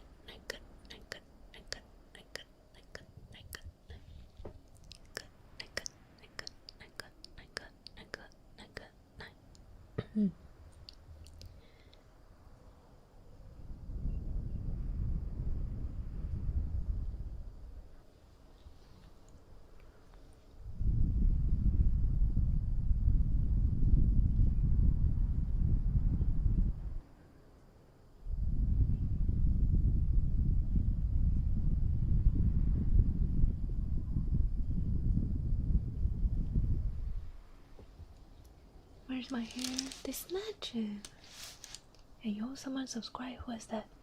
Puma, Puma. Welcome, welcome, Puma. Welcome, welcome, Puma. Welcome, welcome back. Hope you're doing amazing. Thank you, thank you, thank you. My head is bald, but I love my bald head actually. It's so hot you can find you and falling like drooling. Damn, Muskel, you're weird.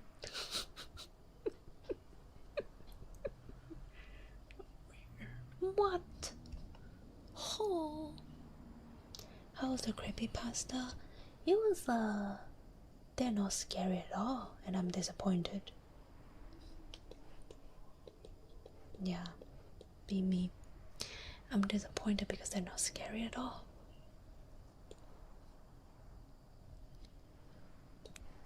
I thought they could be scary, but they're not. Tic-tac-toe, make up forehead. Huh. You know the tic-tac-toe trick? Always get the corner. Always get the corner. You know that trick? Your favorite creepypasta reader? That, yeah, send it. Send it, send it, send it. I would love to hear, to see, to read. Start in the middle, ayo. Okay, let me check. Oh, you mean reading? Oh no, I read it like the beginning earlier. And then, yeah. Ouch. I keep hitting my headphones. Sorry guys, I hit my headphones. No.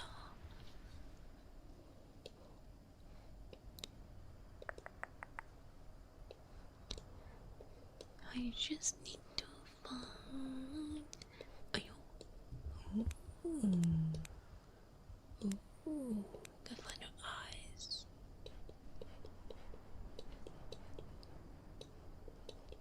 Why do we move this here? So I know where. On tic-tac-toe in the middle.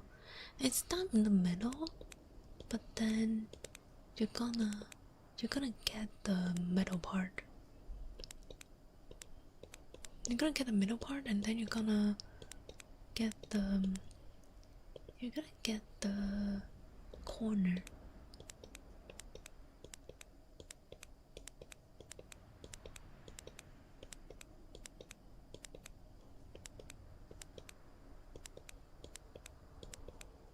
Wait a minute, actually, let me see.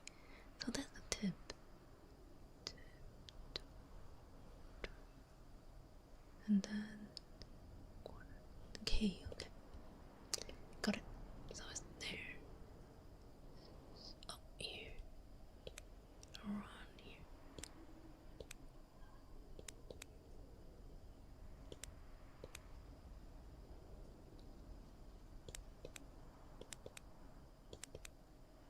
Oh, maybe that's not the tip. Oh no. Little.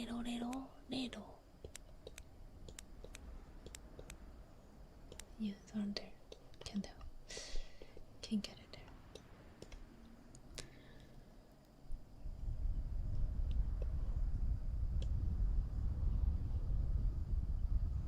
Oh, wait a minute. That could be... No, that is not. That is the hair. That has to be the hair. Yeah, that is the hair. There's no way it's not the hair.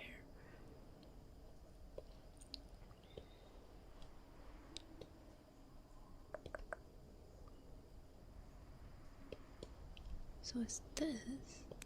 Is the tip. Then maybe over.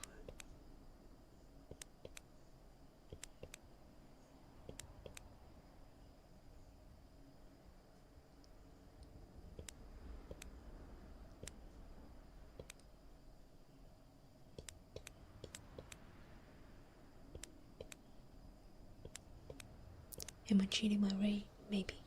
Here? hair. Ah, I look good with the hair. Little.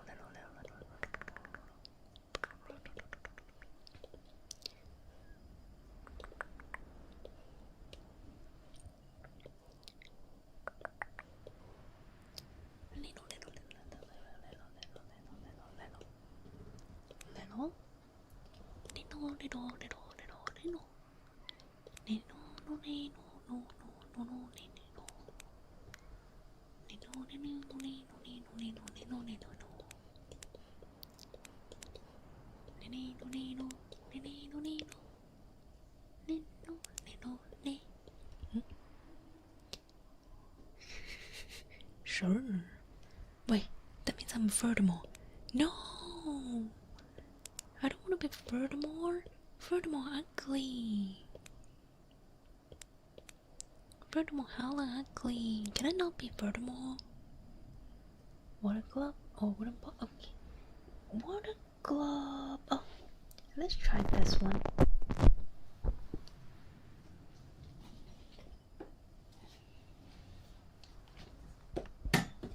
The water glove that you always hear from other people's stream is broken. Like one of them is broken. I have 2 hourglass, so hopefully you like that. You have a nose? I mean, I can erase it on the PSD file.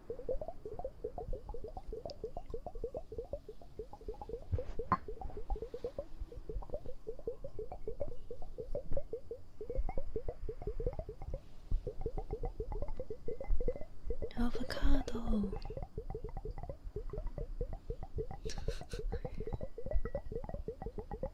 Avocado.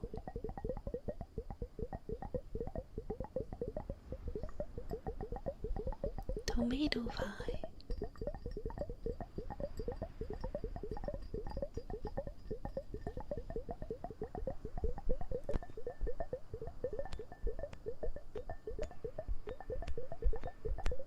You know there's a spell that's like make the place quiet, right?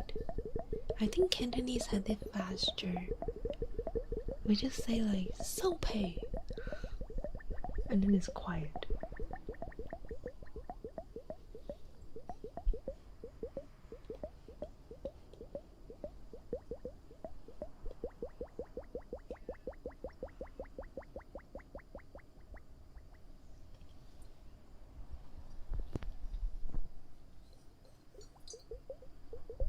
Yeah. It just mean like telling them to be quiet. Oh, why that one go so fast?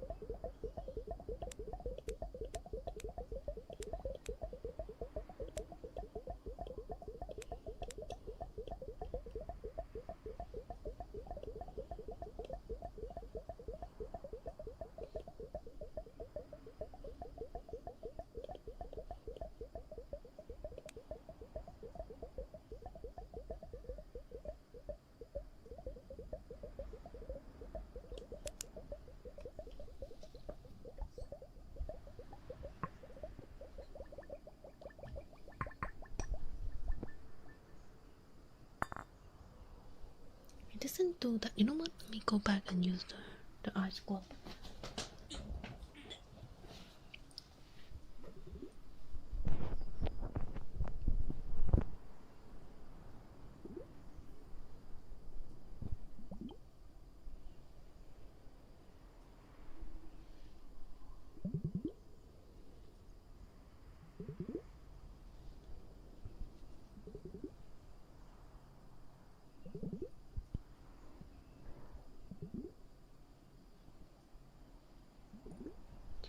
originally of this one. I probably need to buy a new pair. This one is the only one left. The other one is broke. It's gone. This is the only one left I have. So I cannot do the dong dong dong dong dong sounds. I cannot do that. I can only do this.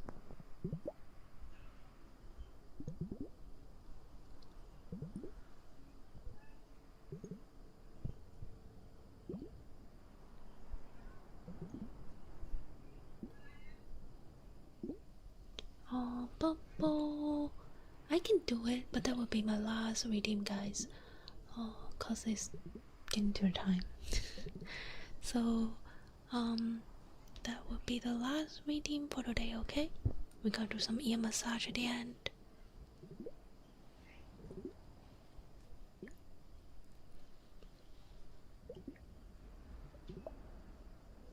When you would swim and make bubble, yeah.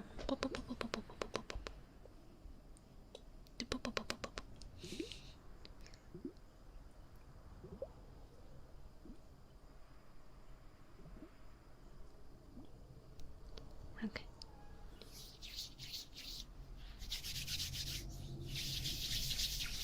Let's do some massage, okay? Some ear massage. But at the same time, that means I gotta turn off this second light, since we don't need it. Okay.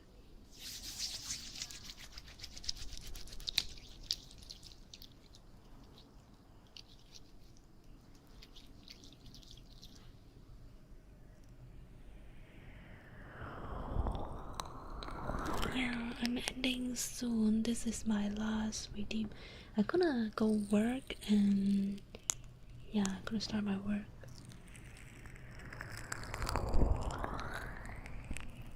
If I could, I want to end my work early today so that I can take a shower and early and do my things.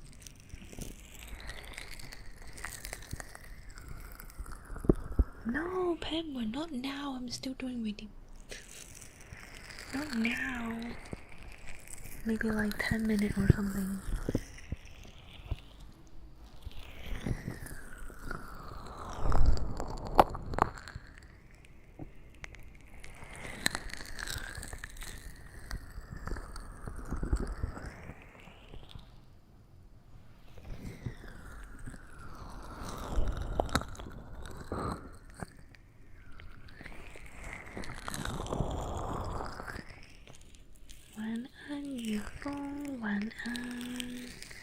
Sleep well, you fall.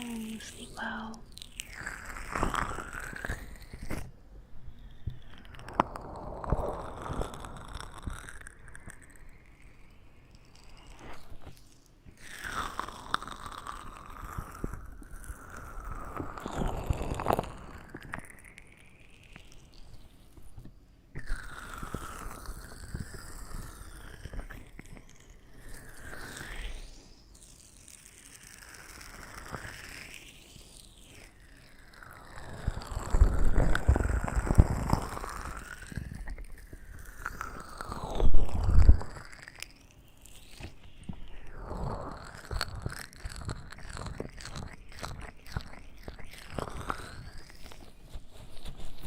Also, guys, I don't know if you noticed, but remember the Boo Protocol sponsor stream? The money is here. That's why I update the progress bar.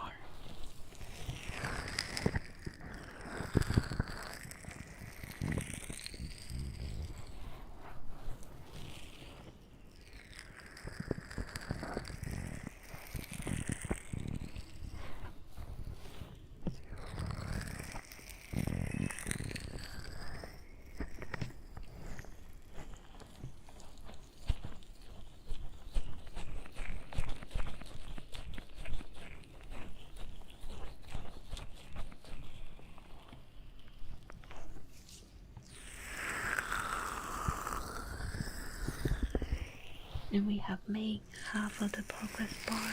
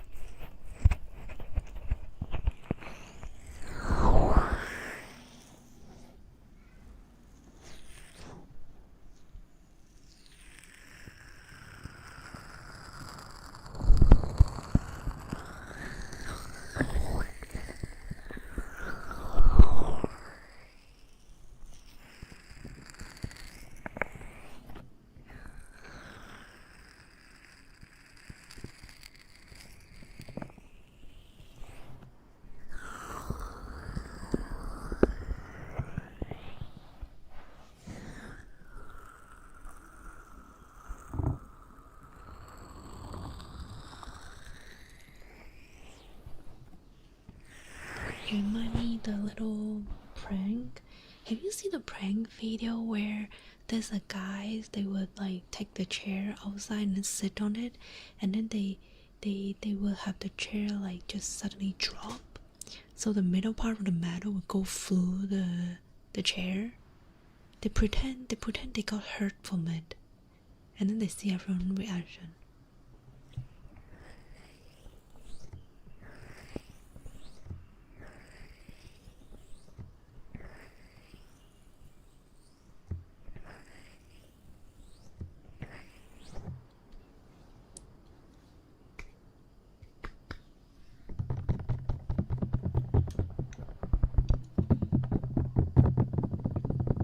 Yeah, they are like they were like making pranks of that. It was very interesting. I was like, dang. Everyone also like, dang. The guy, his butt. There's like no blood or anything, so it's not like they're showing they hurt or something. So yeah. They are making that kind of prank, like a cheap chair or something. They're making that kind of prank for that. The evil.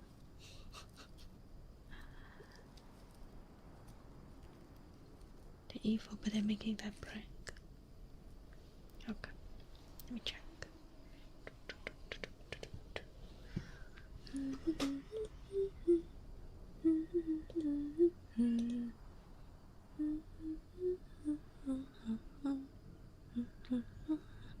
Oh, for anyone not here last Christmas, I was a Santa. I'm a Santa Mayu. I ho you. That was last year. So this year we'll do the same thing too. Hehe. Oh yeah, Secret Santa too. We are going to do Secret Santa this year as well. So do make sure prepare. I'm gonna announce it next month. Is last year have enough time for you guys to do Secret Santa? Or I should give you guys more time? Is last year enough time for that? Or is it too short? You have enough time? Not more? I can do it a little bit earlier, so like... Oh, so next week we should also start announcing that then. You don't mind? I mean I can announce it next week. Was it next week? No, not next week. The week after next. The week after next. So we can announce it on the 3rd or 10th. And then actually I should announce it on the 3rd and people can sign up. And then I will close it on the 15th. And then I will pull, and then you guys have a whole month to prepare. I can do that. Yeah, I need to remember to do it actually. Like remember to do it. Instead of like... Yeah, I do remember to do that.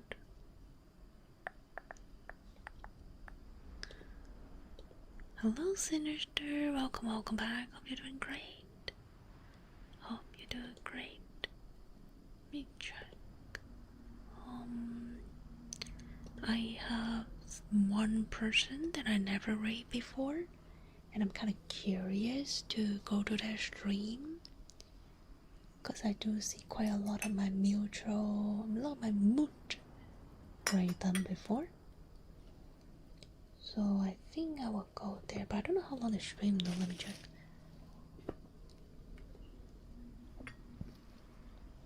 Oh, it's 1.5 hours only. Okay, we can go there, I think. Oh, are they? Oh, they do. Oh, they're not. Oh, they're not chatting. Okay. Wait, actually. I can go to Simi as well. I see Simi.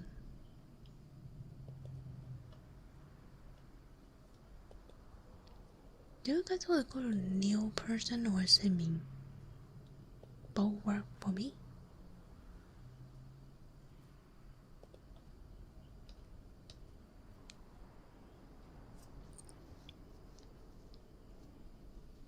I kind of miss me actually.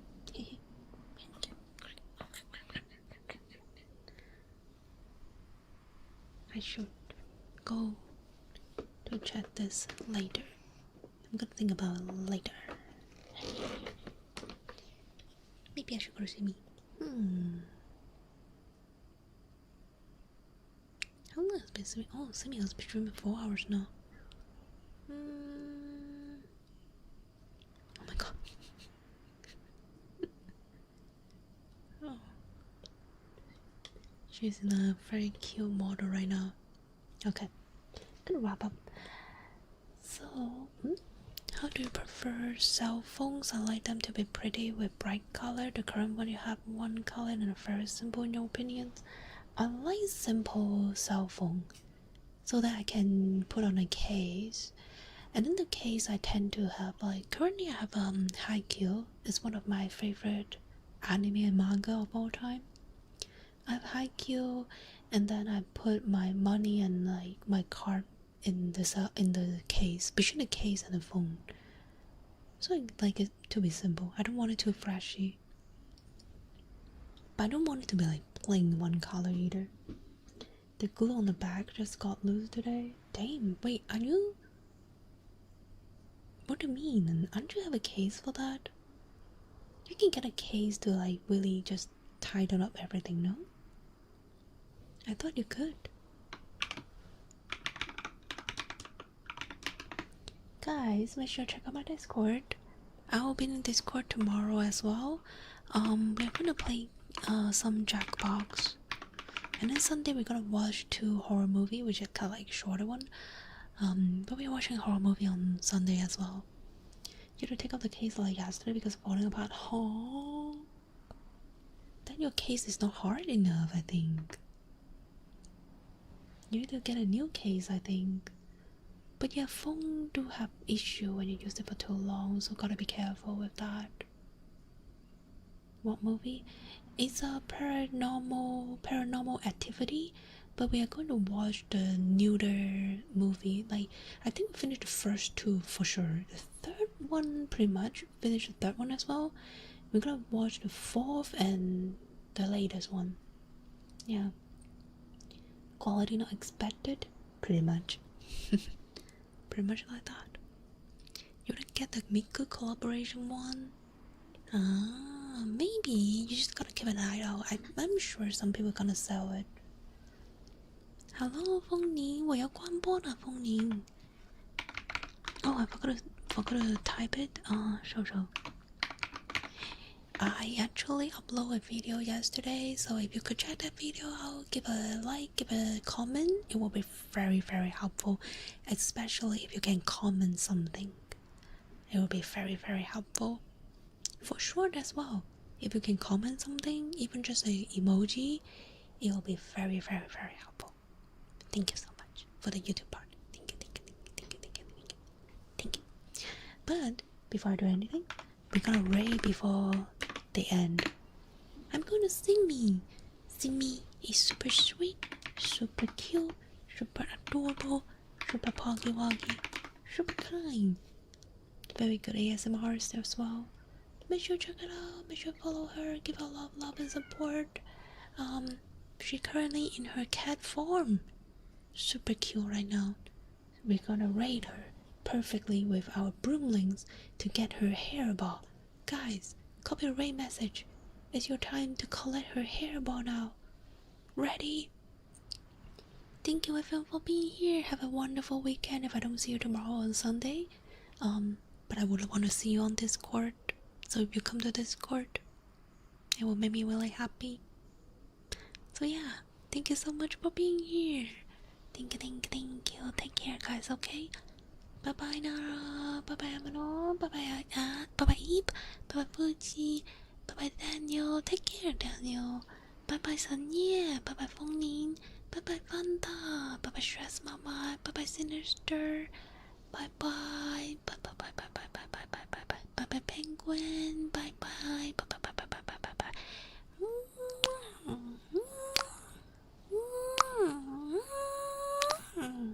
Bye bye bye bye 西子，bye bye 嘉宾，bye bye Puma，bye bye